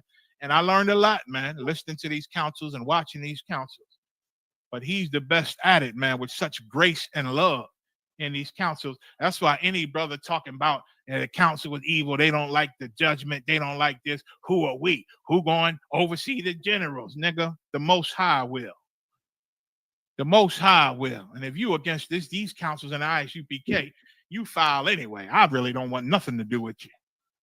You know what I'm saying? And I ain't hard to get along with. I love every brother and sister. But man, when you show me that you against the councils and against this school, is something living at you that I am no friend with. You understand? And I got no problem with you being my enemy. You understand? Read. Karawa Khan, if he shall hear thee, thou hast gained thy brother. And that's what our king told us to do, to gain this brother, man, to mend this family. It's not normal for families to fight. So if there's a disagreement, an argument, a goofy, a weirdo, something out of the spirit, handle it like this. Read. Matthew 18:16. But if he will not hear thee. Who can, instead of saying, how will you know if he doesn't hear you? Somebody please tell me, what does it sound like if your brother hears you? Anybody? If I may, sir. Go ahead. Officer Hunter Harbour in New York, sir. Mighty man Benjamin, go ahead. Most High Christ, sir. He would agree with you, or he would apologize, or he would say, I didn't notice that. Right. He would agree with you. Whatever your complaint is, hey, you picked that cup up with the left hand. I didn't like that. Now, he might say, well, damn, ain't no law against it. I can grab it with my left hand. I ain't got to grab it with my right hand. He ain't hearing you. You understand? You got to stop it. Don't argue. Well, hold on. I want you to grab it with your left hand. No, I want to do it with the right. Stop this. Okay, brother. You want to grab it with your right hand? I say you should grab it with your left. Let's go to we'll talk about it in council to get it fixed. And then in council, you'll probably find out that who gives a fuck what hand he grabs the cup with. You understand? Who gives a damn? You'll find that out. Or maybe you're right. Maybe you'll find out whatever complaint you got or you feel it's out of the spirit or goofy or weird, you might find out that you're right, but it will be fixed in the council. You understand? But the order is from our king. The commander general Yohana upholds, and all the generals uphold, and the captains better uphold it. You understand? Is the first go to the brother.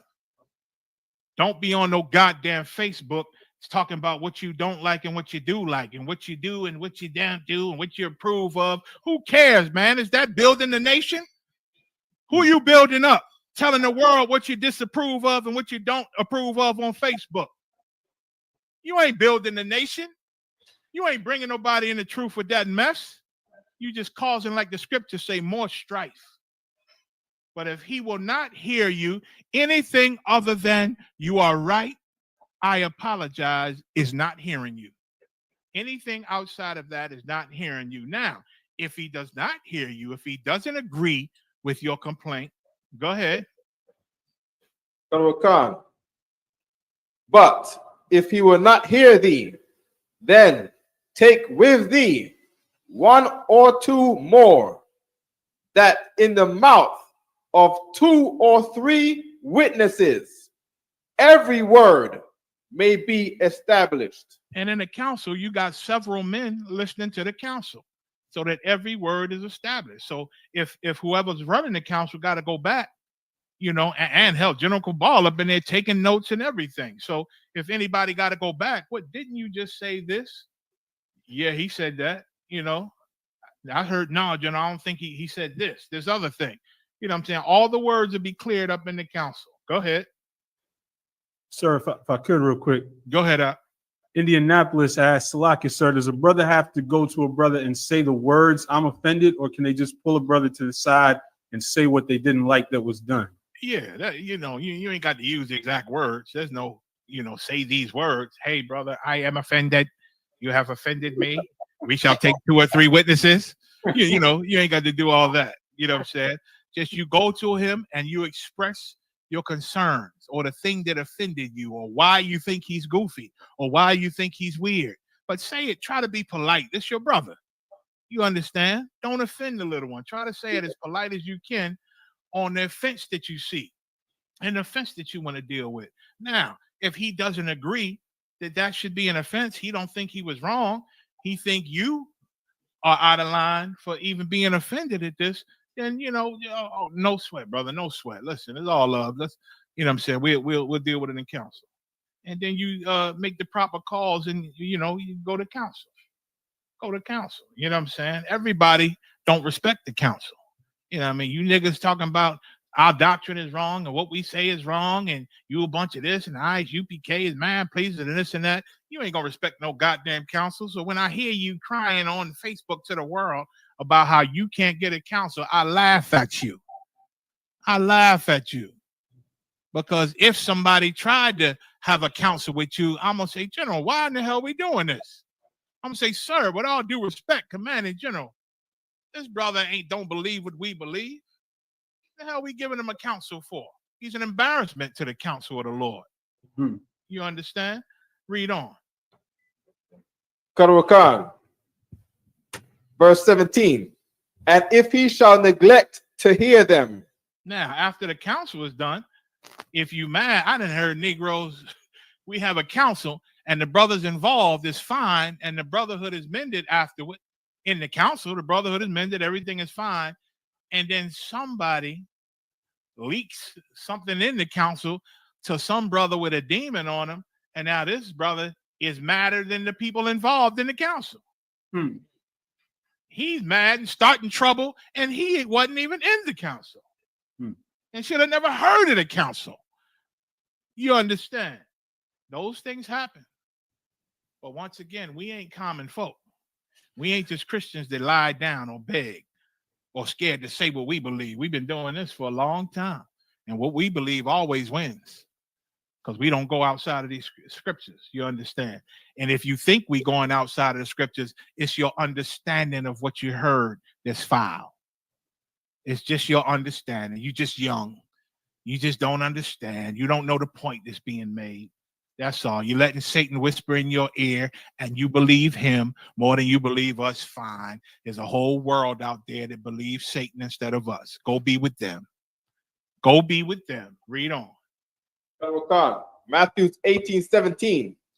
And if he shall neglect to hear them, tell it unto the church. Now, what you're supposed to do is you're in the school, you love the school, but you still got a problem with this. You still this and that, you know what I'm saying? And you just this council is just what you don't agree. We had that in DC in the early days. A brother he didn't like the council, so we had a nationwide council. Back in the day, we wasn't, it wasn't as many as brothers as it is now. Of course, because we growing and new brothers and sisters coming in all the time, but we had a council, and he didn't like the result of the school's council. Read on. There's our king ordered us on what to do with that. Read. But if he neglect to hear the church, if now you don't agree with the council, and we have another council with all the Akim, and then judgment is made after that, and you don't agree with that, you neglect to hear that, you think you still right, you know better than everybody, because the Lord is dealing with you. Read. Let him be unto thee as an heathen man. Now, you was our brother. You was once upon a time, but you don't love us because you think we wrong about everything, and you walked away from us. Now you a heathen. You're no different from an Edomite. You're no different from a stinking, filthy a Hamite. You're no different from a rat snout biting, spider eating Moabite. Let him be unto thee as a heathen man. Read. And a publican. A publican is just a word that for those who work for God's enemies and they hurt Israelites. They punish and tax Israelites and be unfair to Israelites. So now you one of them. You to be treated like you never was our brother, because you're not our brother. Or you would have stayed with us and you would have respected God's counsel. Read on. Matthew 18, verse 18. Verily I say unto you, whatsoever ye shall bind on earth. Whatever the counsel of the Lord in the Isupk, whatever we bind on this earth, go ahead. Shall be bound in heaven. The Most High going to honor it in heaven. Our protocols, the Most High makes it so. It's honored by him in heaven, whatever our protocols are. Whatever we do to establish rules and protocols to keep this school from being a Christian church or the Muslim mosque or to be hating each other, the Most High honors it. Now you go against it if you want. You go against it if you want. Read on. And whatsoever ye shall loose on earth shall be loosed in heaven. And if the council decides to forgive a man for whatever he repenting for, he is forgiven. The Most High forgives him. A nigga gonna have the nerve to say, how y'all gonna forgive a man that threatened somebody? How y'all gonna forgive a man? How you gonna do that? Nah, I would never do that. You got to always be aware. Nigga, shut up. You don't understand the spirit of the Most High Christ.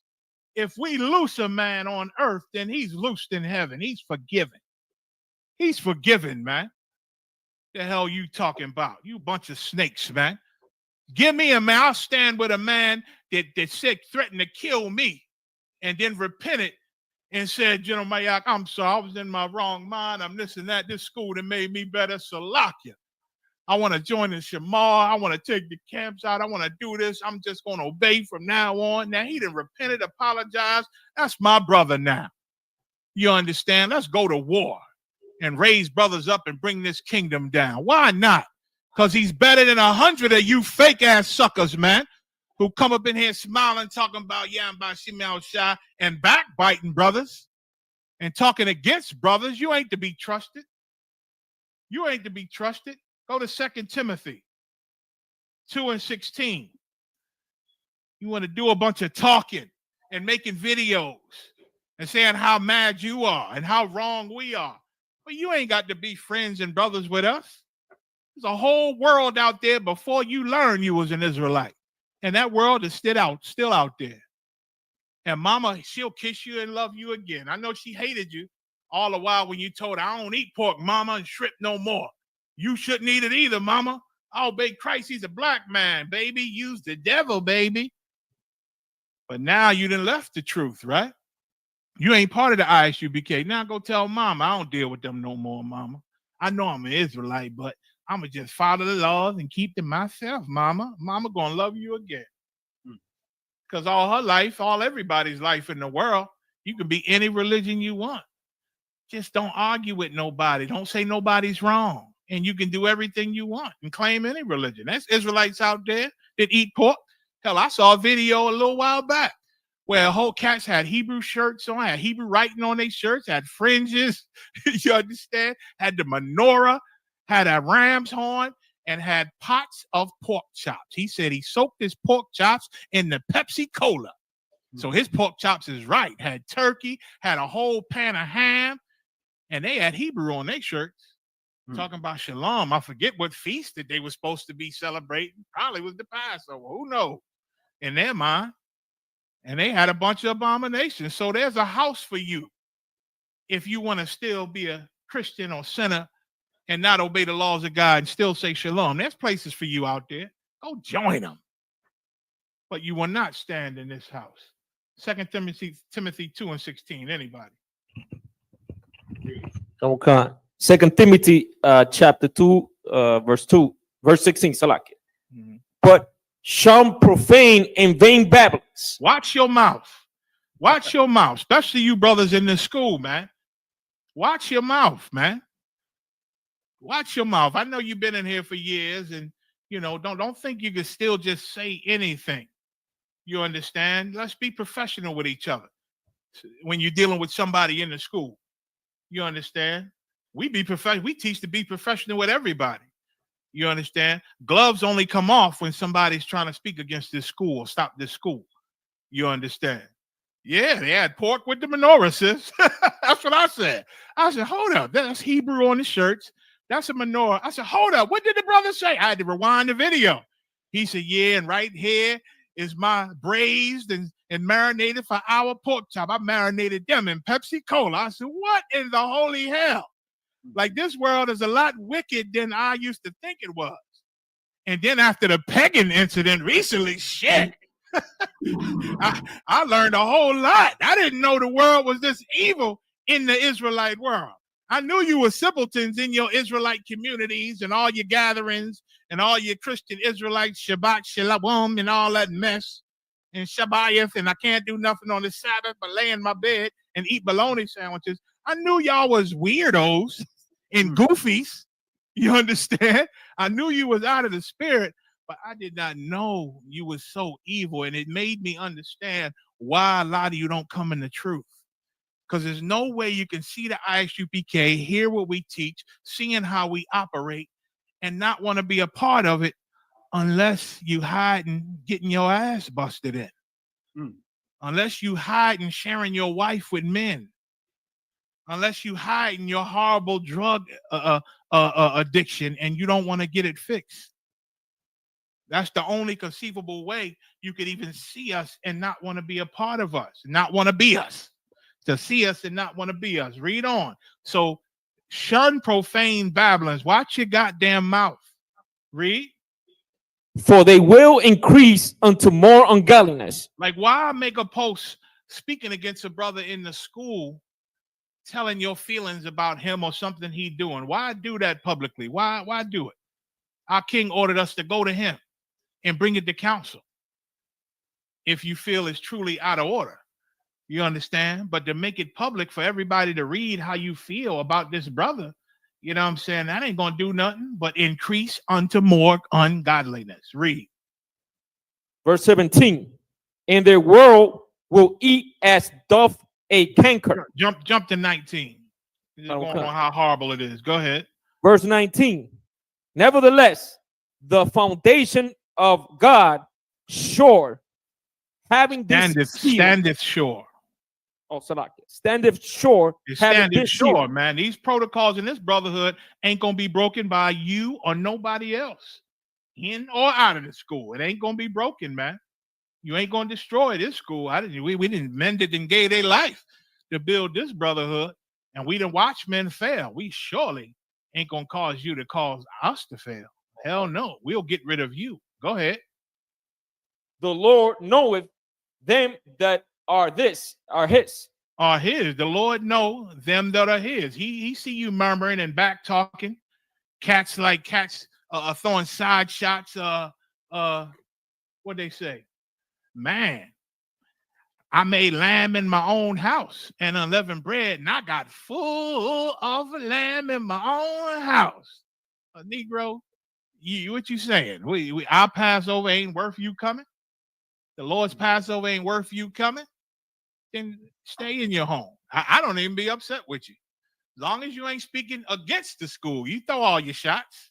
You understand? I consider you inactive. You in the Isupk, you know what I'm saying? But every soldier ain't got to be a soldier. You know, we going to have some civilians in the school, brothers. You know what I'm saying? We got to love them civilians just like we love the soldiers. We're going to have some brothers that's not as zealous and it's not as hardcore as you. We're going to have to love them just like we love the ones that are zealous. And I'll get that in a minute. Read on. The Lord And knows let them. everyone. Go ahead. And let everyone that nameth the name of Christ depart from iniquity. Right. And if you loyal to this school, then you loyal to Christ because we believe in Christ and we love Christ. And his spirit was hardcore. He wasn't no punk, no sucker. You understand? He wasn't that soft white boy that the world teaches about. He was a hardcore soldier. I got the book, Medieval Europe, where heathens wrote about him and said he was a fanatical revolutionist. You understand? That's what they said about him, about to disrupt the well-established order of Rome. That's what Christ was. He was disrupting Rome, the government, by just being hardcore about what the Most High taught him to teach. And he went in these streets and taught the ghetto, and taught black people, and taught Hispanics, taught Israelites, man. Taught us, and it shook up the kingdom of Rome. Just like we do in America, man. Because why are we in the spirit of Christ? Read. Call off where you at. Verse 20. But in a great house there are not only vessels of gold and silver. Like there's hardcore brothers in here, man. Captain Tazaria. You know what I'm saying? Captain Tawar, Captain Mashat, Captain Nyathak, Captain Oz. There's so many captains. Captain Soccer War. You know what I'm saying? Salaki, if I'm Captain Shamawa Allah, Captain Katazat, Captain Zakar. You understand? Captain Ahmad, Ariah, all you captains in these other cities, Gadolhar, Quam. You know what I'm saying? All over the Salaki. I can't run down every name. I can't remember every name. But there's some hardcore brothers in here, man. Hardcore brothers, and they gold and they silver, man. It's some of you young officers. I hear you. I hear you teaching your class. I hear you explaining things, and there's something in you. I see it that the Lord give you a gift, man, with words where you could explain things real well, man, and talk real well. And I hear your loyalty in your spirit, and I hear your love for what you're saying and love for this work. I hear it in your words, in your spirit, man. You brothers are gold and silver. Go ahead. But also of wood of the earth. But also of wood and of earth. Now you got other brothers that might not be as zealous. They might not teach as well. You know what I'm saying? They might not have the ability to take out camps and command men like other brothers. Read 20 again, because I don't want y'all to miss this part. Start from 20 again. Okay. Verse 20. But in a great house. Go ahead. There are not only vessels of gold and silver. Go ahead. But also of wood and of earth. Read. And some to honor. And some to dishonor. Some gain great dishonor in this works. You know what I'm saying? Tazaryak know how to handle people in the world. Katazar too. They know how to handle people in the world and make them look kindly on the truth, man. And when the shit hit the fan, trust and believe, a lot of them going to be looking for us. A lot of them going to be looking for us. A lot of you brothers, man, you got a knack for speaking to common people. Although we're not common, You got a gift to relate to the common people. Yatazak is a good example of that. He get on them streets and he knows how to relate.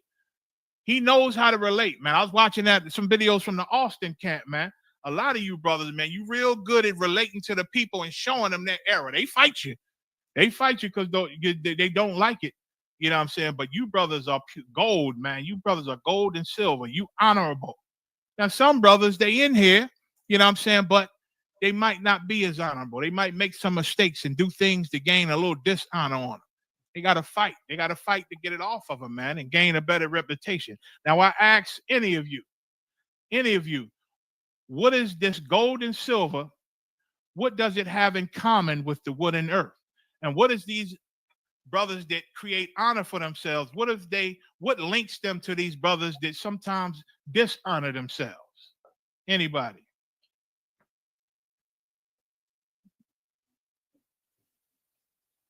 What links them all together? That they are all possessions of the house. State your name and city. New York. Yeah, I know your voice. I don't know everybody's voice though. Benjamin, go ahead. I was gonna say that they are all connected by being all possessions of the same house, sir. Right. Use the scripture. They all in a great house. You're right. They in a great house. So whether they gold and silver or wood and earth, they all in this great house. We all in the Isupk. You understand? So we got to help the brothers that are wood and earth as much as they want to be helped. Some brothers ain't got it in it. There's brothers that been troopers for many, many, many years, but they come to the Passover. They help with the food. They help with different things. You know what I'm saying? They get in where they fit in. You understand? Now, I would say I wanted to make a rule in the school, but Commander Juliana loved you brothers so much, he stopped it. I wanted to make a rule where troopers can't hang out with officers. Because when I was coming up, we couldn't hang out with the officers as troopers because they knew that we needed what it took really to learn, you know what I'm saying, to really been here. Once we became officers, then we were surprised because all the officers that was over us already, they was like, all right, now y'all come and do this and did it, gave us a bunch of duties. We was like, oh shit, all right. Because they was following the protocol back then. You understand? I wanted to do it now, but you know, the spirit had that not be because I'll just be creating another order for men to break. You know what I'm saying? Why do that? You understand? But we got to make sure these troopers are coming up right, man. You know what I'm saying? We got to make sure they coming up right. Don't let them treat you like you not a goddamn officer, man, and a captain. I done heard things in the past with troopers talking to captains like, you know, they just common. And once again, we ain't goddamn common. Don't let nobody get too comfortable under you, speaking to you any kind of way. Handle it. Go to them. Check them on it. Bring it to council if you don't like the checking, if you don't agree with it. You know what I'm saying? We'll see who right. We'll see who wrong. You understand? So this gold and silver, this wood and earth, these honorable, these dishonorable, they all under a great house. The house is still great. The house is still great. Read. Verse 21. And if a man therefore purge himself from these, he shall be a vessel unto dishonor. Right. Unto honor. Read it again. So like it. If a man therefore purge himself from these, he shall be a vessel unto honor. Right. If you purge yourself from these things, we're saying Slakia. Right. Depart from the iniquity. You know what I'm saying? Depart from, you know, saying the wrong things. Saying the wrong things, man. Trying to shame a brother in the school or I don't like to use the word disrespect. I remember General Muhammad said, get rid of disrespect, because brothers try to live their life if they did be, off of if they being disrespected or not. Forget disrespect, but honor, you know what I'm saying? Integrity, you know what I'm saying? Because somebody says something to offend you, you know what I'm saying? So why just handle it in the way our king said to handle it. Let's be professional with each other, no matter who's right or wrong. Let's handle it the right way. Take it. Let's get it to council so we can fix everything, man. Now, if you purge yourself from these wrong things, the Lord said you're going to be a vessel unto honor. Go ahead. Sanctify and meet for the masters. And meat is old Quaker English for right. You right and perfect for. You good for your master's use. He can use you now. You can be a great brother with the Spirit of the Lord raising up cities, man. Read. And prepare unto every good work. And prepared to every good work. Somebody get 2 Corinthians 6 and 14. Prepared to every good work, man. You can do it. And I know we over. I'm going to just go a little bit, all right? Y'all can hang with me if you can. Prepared for every good work. You can be amazing in this school. You know what I mean? Commander General Yohana said, let's not stop these brothers who want to do things. They got the zeal. Let them run with it. I don't mind you running with it. You know what I'm saying? I tell my camps, I tell them all. I tell any brother I talk to, I said, listen, if it feel right, you know, you run with it, man, especially you captains. You run with it. If you're an officer, get with your camp leader, man, and you are unstoppable. Do whatever you think going to bring fruit in this school. You ain't going to be stopped. Just send in a report on what you plan on doing. You know what I'm saying? Yeah, everything is green lit. Go do what you want to do, man. To raise up this school, raise up these things, just keep your camp leader, keep the general over your zone, just keep them informed. And if it's something that need to be stopped, it'll be stopped. But until then, you run with it, man. Do your thing. Raise up this school, young man. Run, young man, run. You understand? Do it. 2 Corinthians 6 and 14. 2 Corinthians chapter 6, verse 14. Mm-hmm. Be ye not equally yoked together with unbelievers. Now, this is the part I don't get. I don't get these cats who leave the school and then think we supposed to respect them like they still in the school. You got niggas saying, oh, them ISUPK guys are this and that and this and that. And they got UPK at the end of their name. Like, what the hell? Why you still got our name on your handle?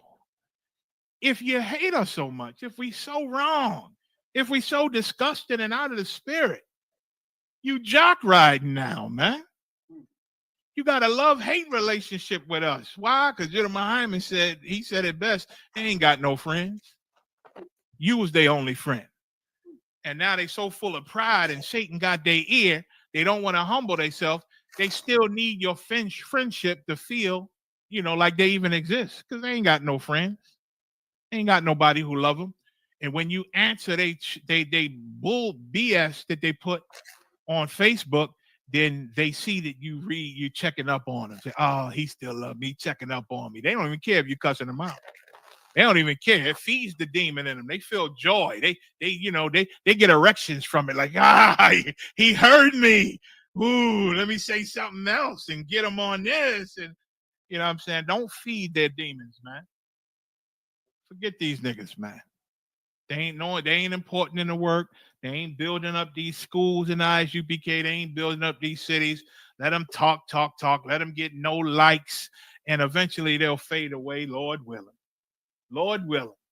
But we ain't to be unequally yoked with these punk ass unbelievers, man.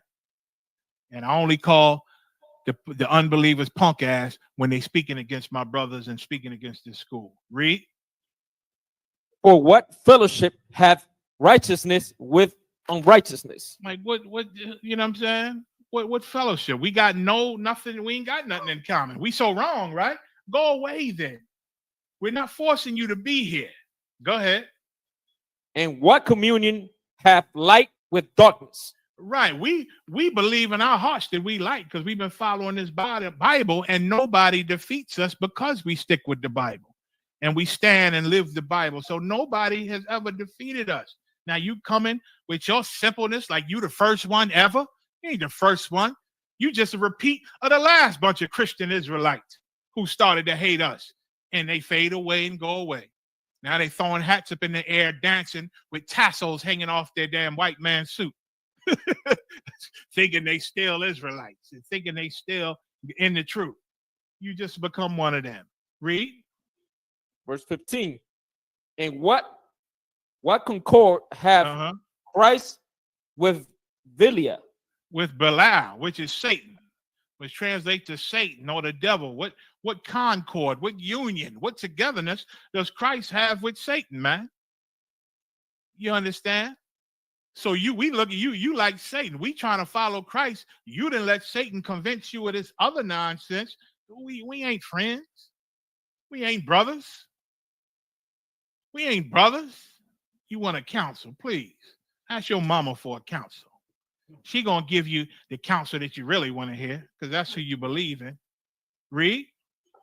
Or what part have he that believeth with an infidel? And what part have us that believe with an infidel, man? You got that definition of infidel, Aisha? Colonel Khan. Read that. I sent this. I found the definition of infidel, and I wanted everybody to read it. Go ahead. I want everybody to hear it. Sir. Infidel.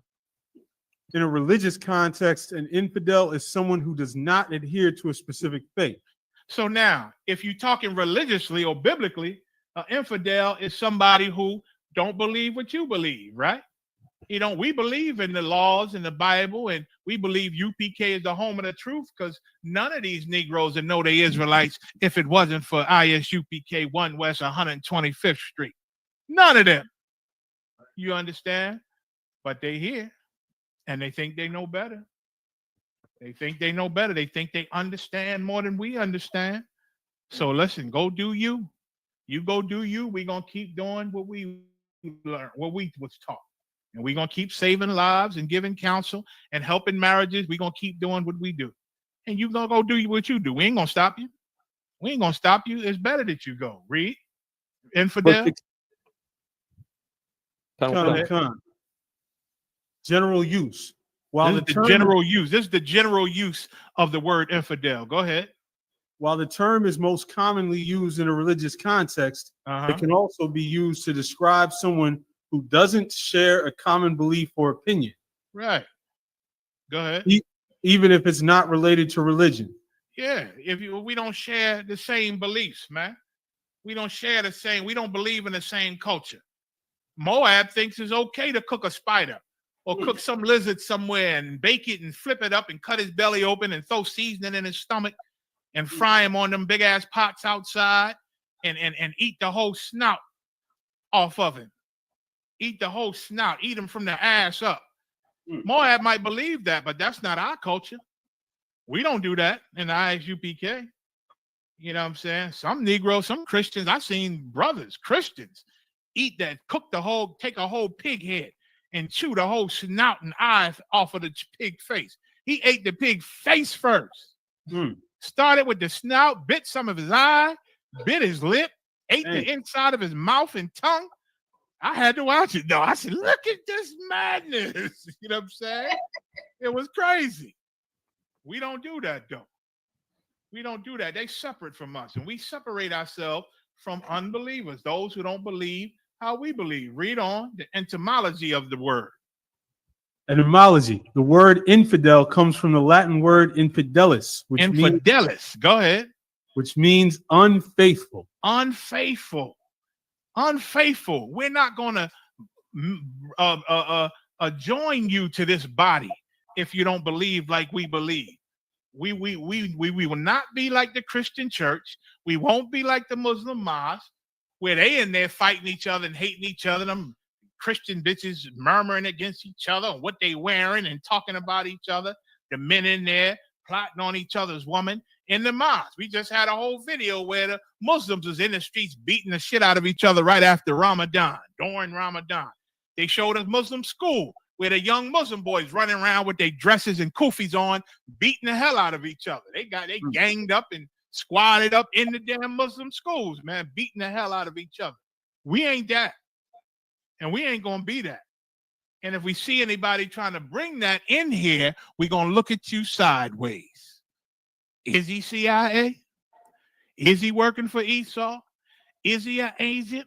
Or is he just a brother who allowing Satan to corrupt him? Either way, we on you. Don't think we not. Don't think we not. Brothers call me like, there's stuff going on, but I don't want it to keep going on. It seems like ain't nothing being done about it. Oh, don't worry about that, brother. Everything is being seen, and it gets handled when it's supposed to get handled. And when it gets handled right. Commander General Yohana did it back in the day. I was a young man. Things was going on in the school, and when it came out, he started to handle it, boy. And brothers was calling us, apologize. One brother called me, said, Mayak, have I ever offended you? If I have, please tell me what I did, and I want to say I'm sorry. I said, well, damn. And in my mind, I said, oh, this is coming because the general lit the fire under his ass. I said, well, there's one problem I got with you. He was over me, but he called me and asked me, did I have an art with him? And I'm young, and back then, there were certain men that would scare us about the council and tell us not to go to council and get a scripture to show us that it's better if we don't go to council because we're going to get abused. That's what they used to do to us when we was young men. And Commander Junior Yohana came and smashed all of that. You know what I'm saying? And I told the brother, yeah, it's one thing you did. I didn't understand when you said this to this brother because he did this. And that seemed like you should have been proud of that because he was trying to be like you. He was imitating you. But this cat was offended. He said, what? He said, you think that was wrong? I said, I do believe that was wrong. He said, all right, well, I'm sorry. But yeah, of course, I find out he only sorry because Commander Junior Yohana was cleaning house and bringing everybody into the council and getting the school right in Philadelphia. Of course, he ended up leaving the truth. You know what I'm saying? He didn't want to get right, so he left the truth. But we see you, and we're going to handle it. Trust and believe. Trust and believe. We ain't going to be like that. We ain't going to be like no religion. We ain't going to be under one roof hating and murmuring with different beliefs. That ain't this place. That wasn't Christ and the disciples. And that ain't going to be the Isupk. Ephesians 4:4. Can somebody get it, please? A little bit longer. A few more scriptures, Akim, and we done. I think this is one of the last scriptures, in fact. So why does y'all hanging with me? Ephesians chapter 4 and verse 4. Uh-huh. There is one body. Please read it again. There is one body. Please read it one more time. There is one body. Go ahead. And one spirit. Go ahead. Even as ye are called in one hope of your calling. How can we do anything if we one body, but we teaching different things and we don't believe in the same thing? You can't. So we can't join ourselves with non-believers, man. We can't be unequally yoked with you. You understand? First of all, it said we are one body. So if you don't believe like we believe, you like a foreign object in the body. Who can tell me what happens when there's something foreign in your body? What does the body naturally do? What does God created this body to do something when there's something foreign inside of it? Who can tell me? Anybody know? I'll answer it if you don't know. Go ahead. They're attacking. Who's this? Name and city. Ra'aya, Uh-huh. Harlem, New York. Harlem, New York. Most High Christ. Get a sister a hand. The body naturally attacks anything that's foreign inside of it, and it tries to kill it. Your immune system actually takes over and attacks something foreign that's in your body and tries to kill it, or at least send it out with the drought, or at least get it out of your body, one or the other. That's how the Lord created the body, and that's how the Lord created this body of Christ. You come up in here with your nonsense and how you think and how you want things to be, and you trying to corrupt brothers or sisters or whoever in this school and trying to change them on how we do things, then you are foreign in this body. And we are going to be the immune system to get rid of your ass and attack you and to deal with you. Trust and believe. Trust and believe. We are going to be, we the immune system. You better believe it. These generals up in here, these wise captains, and a lot of you wise officers, we got to be the immune system in this body of Christ. In any foreign behavior or doctrine or mess or thinking come up in here, we better attack it, man, and get rid of it out of this body. It either gets fixed or we get rid of it, man. Or we get rid of it. There's one body, one spirit, and we call in one hope. Go ahead. Read 4 and 5 of Ephesians. Come on, sir. Verse 5. One Lord. Uh-huh. One faith. We ain't got a bunch of different names for God. Well, God got a bunch of names, baby. You can call him anything. It's just one guy, but he got a bunch of names. No, he don't. No, he don't. The Most High said his name in several times in the Bible. This is my name. Now, man tell you, listen, Bernard is my name, and you keep calling him Ray Ray. He ain't going to answer you, stupid. He say, Bernard is my name, brother. Oh, okay, Sam. Sam, guess what, Sam? He gonna say, this is a dickhead here. and he gonna walk away from you. You understand? And that's all, man. That's all. These outsiders trying to say what we is and what we wrong, and we got to join this and we got to do this. Niggas, we are unaffiliated with you. You speak against this school, it's just because you're a dickhead, and we gonna be patient with you. Excuse my French, but we all grown, right? You're just a dickhead, man. Only a dickhead would want counsel and advice from people they don't believe in. Stop being dickheads, man. God damn. And if you want to be a dickhead, there's a whole lot of dickhead Israelite groups out there. One is not only a dickhead, but he taking dicks in his rear end. You know what I'm saying? And he giving foreign, strange dick to his wife. Excuse my French. You understand? We're not going to be yoked with that. The Lord will destroy the school, you understand, if we compromise with you knuckleheads, man. One Lord. Go ahead. Did we read 5? Read it again. One Lord, one faith. One faith, man. One faith, one doctrine. Go ahead. One baptism. There's only one way to be baptized in here, and that's coming through the fire, man. Learning the right way. Learning the right way. That's the only way to do it. I had to go through it. General Muhammad had to go through it. Hell, Commander General Yohana went through the fire when he came into the school, man. Hebrew Academy always been here.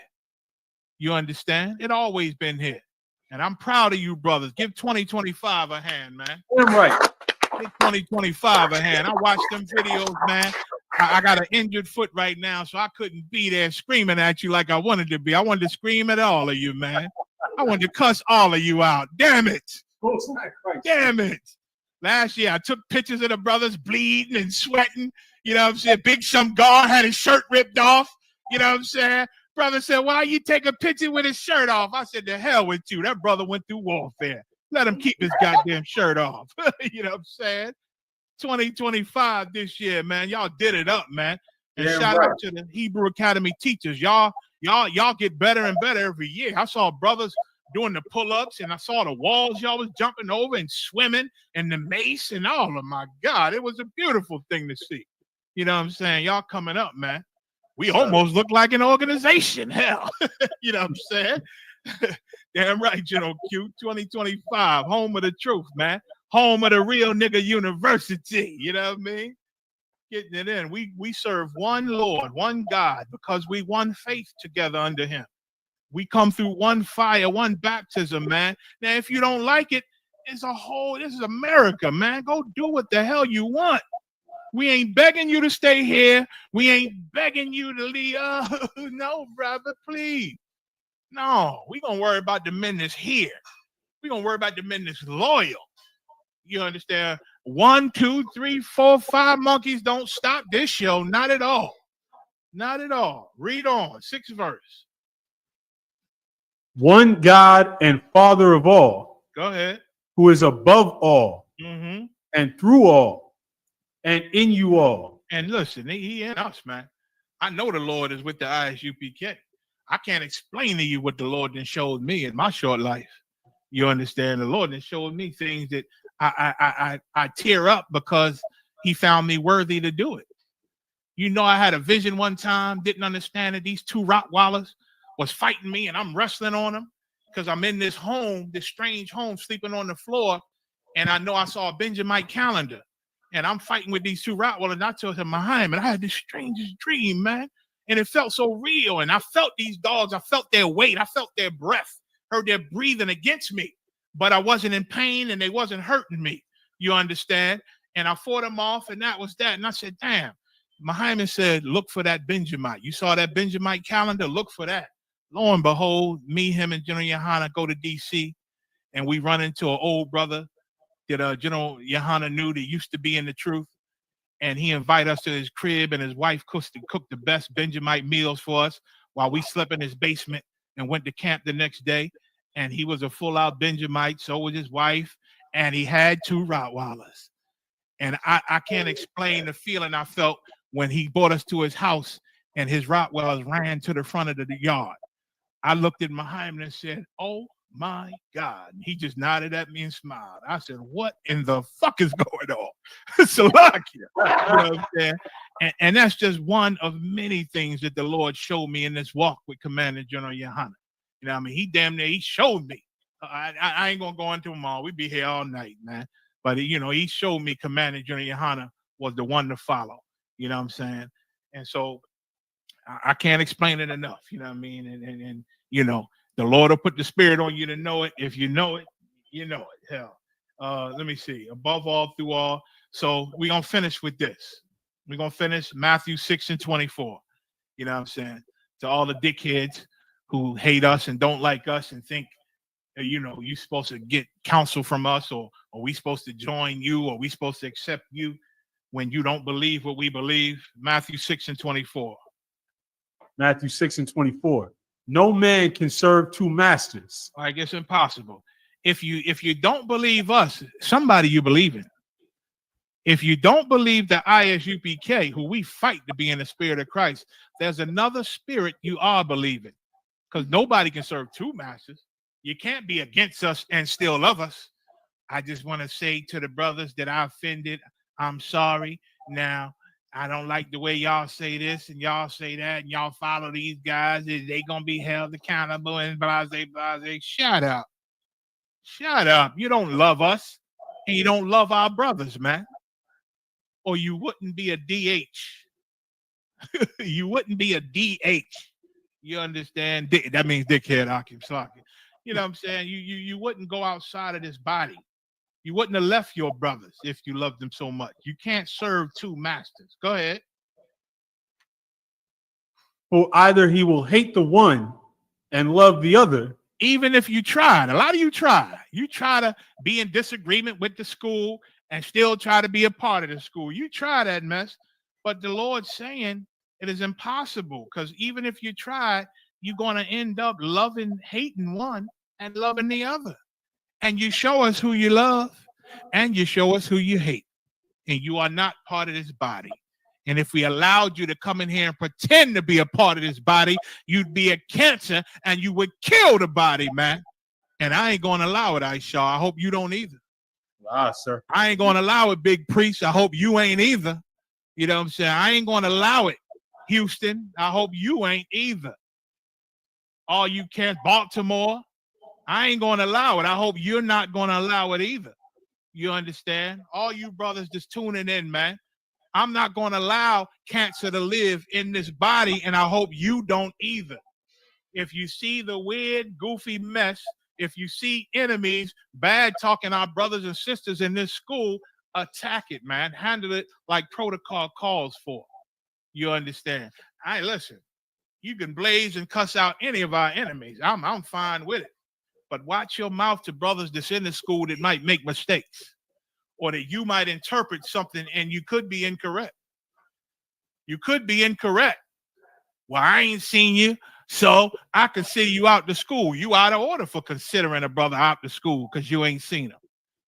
Check with your general, man, over your zone. Find out if a brother's in the school. A lot of brothers ain't been around for a while for whatever, health reasons, slaveries. You know what I'm saying? Now, I came up as a young man. As far as the slavery, scriptures say a brother who's in bondage is free in the truth, meaning your slavery got you in bondage and you working all the time, then can't no man accuse you in the school. Now, I will say this. I know there's carnal brothers that could be in the school to get carnal, and they are able to switch their slave schedule to be freed up on camp and some class nights, because I did it, and I knew brothers who did it. And I knew brothers as I was coming up as a young man who on purpose, kept their slaveries or kept whatever to miss those things. You understand? You understand? I can go into that for about another hour. Hell, you know what I'm saying? But you can't serve two masters, man. You got to either love this place or hate this place. Read on. You cannot serve God and mammon. Go back up, Slaka. Hate the one, love the other. Go ahead. Slaka, sir. Or else he will hold to the one and despise the other. Even if you try to play both sides. You try to keep one foot in the world, one foot in the school. You even if you try, it's gonna be revealed, and everybody gonna see that one of them you hold to, and the other one you despise. The other one you despise. And if you're mad that a brother thinks you're out of the school, first of all, he shouldn't say you're out of the school, especially in public. He should find out. You understand? But you should look at yourself. Why would any man think I'm out of the school? You know what I'm saying? Why would any man think I'm out of the school? Maybe it's something you said. Maybe it's how you carry yourself. Because brothers, even young men, there's some wise young men in here. And I see. They could tell when how you move is not how we teach brothers and sisters to move in this school. They can tell. They're not fools. They spiritual too. You understand?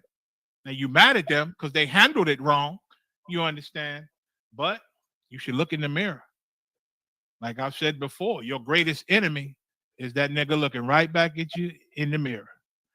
You sisters, your greatest enemy is that broad looking right at you, right back at you in the mirror, man. That's who we got to fix. We got to fix him and let them die so we could be new for our king, man. This is the greatest school on earth, man. This is a beautiful thing. To understand life, everybody don't have that. To understand death, everybody don't understand that. To understand why the white man is how he is and why we are suckers and play right into his hand, to understand those things is a gift from God, man. Everybody don't have it, but we have it. I used to be scared to death of that thing they call God because I didn't know what the hell he was. I believed in him because everybody talk about him, but I was so scared of him because I didn't know what he was. Being in the truth took away all them weird fears I'd had. And to understand how we got here and to understand how to get out of here, I mean, brother, I could just salute the Most High all day and thank him, man, for this shot, for this knowledge. So I ain't going to let nobody corrupt it. I ain't going to let nobody corrupt it, and I hope y'all feel the same way, man. Did you read that last line? You cannot serve God and mammon. Right. Mammon is like the love of riches and wealth and gain. You love that more than you love the Most High. Being a star, that's something I heard recently. A brother saying, yeah, this brother was mad at me because I said this. And he said, well, I want to be a star too. What in the fuck? I ain't never heard that in the truth. We fighting to be stars up in here? Is that what you're really fighting for, to be a goddamn star in America? Our job as a priest is to make the stars fall from heaven. Read the Bible. Read the Bible. Our job is to make the stars fall from heaven, to blacken the sun and the moon, man, and to bring kingdoms down. While we arguing and beefing over who gonna be the next star and why I ain't the star, man, please. Please. Don't make me beg Commander General Yohana to change a lot of things in here, man. Captains, get on your game. Stop letting this bullshit live in here. Get on your game. Look out for these young brothers, man. Look out for these young men coming into school. Make sure they ain't corrupted by these simpletons up in here. And some of you captains can be simple too. You better raise these men up the right way. I can't wait. I pray the Lord, man, heal this foot so I can hobble on in to some of these camps, man. Because I don't like what I'm hearing on these young men and how they looking at the camps and how they looking at their zones. I blame you camp leaders. I blame you camp leaders. I look at classes. I see young officers teaching classes. Where the captains at, man? Where the captains at? We're going to keep this school strong, man. We're going to keep it strong. And I'm proud of every last one of you brothers, man. Keeping the loyalty, man. Keeping the integrity in this school, man. So we're going to do better, man. We're going to get better and better. And nothing can stop us, especially no goddamn outsider. With that, I'm going to pass the class off. Who's on deck, Aisha? I'll pass the class to Officer Sha'athwan. Officer who? Sha'athwan. Sha'athwan, no sweat. I get a class over to Officer Sha'athwan. For why the Hebrews, for tuning in and rolling with a brother. Again, I know I ain't General Muhammad or General Yohana, but I do my best. You know Sir, the comments are saying that was an incredible class. Most High in Christ, Doc. Most High in Christ. Shalom, Akim. Yabba Shema Shabrakathum. Yahweh Shema Aleph Dabah Shem Yahweh. The water sisters, I'm glad y'all enjoyed it, man. Shalom. Men of Israel, Imajim, which means to stand. Men of Israel, we're going to give one courtesy salute to the teacher. Men of Israel, Imajim Shabbath, Imajim, Barak, Yahweh Ba'ashem Yahushua. Yahweh Shem Yahushua Brakathum. Yahweh Shema Aleph Ba'ashem Yahushua sisters. I love all y'all. Yagyamatah, which means hands down. Sar, which means turn and face the sisters. Men of Israel, Imajim Shabbath, Imajim, Barak, Yahweh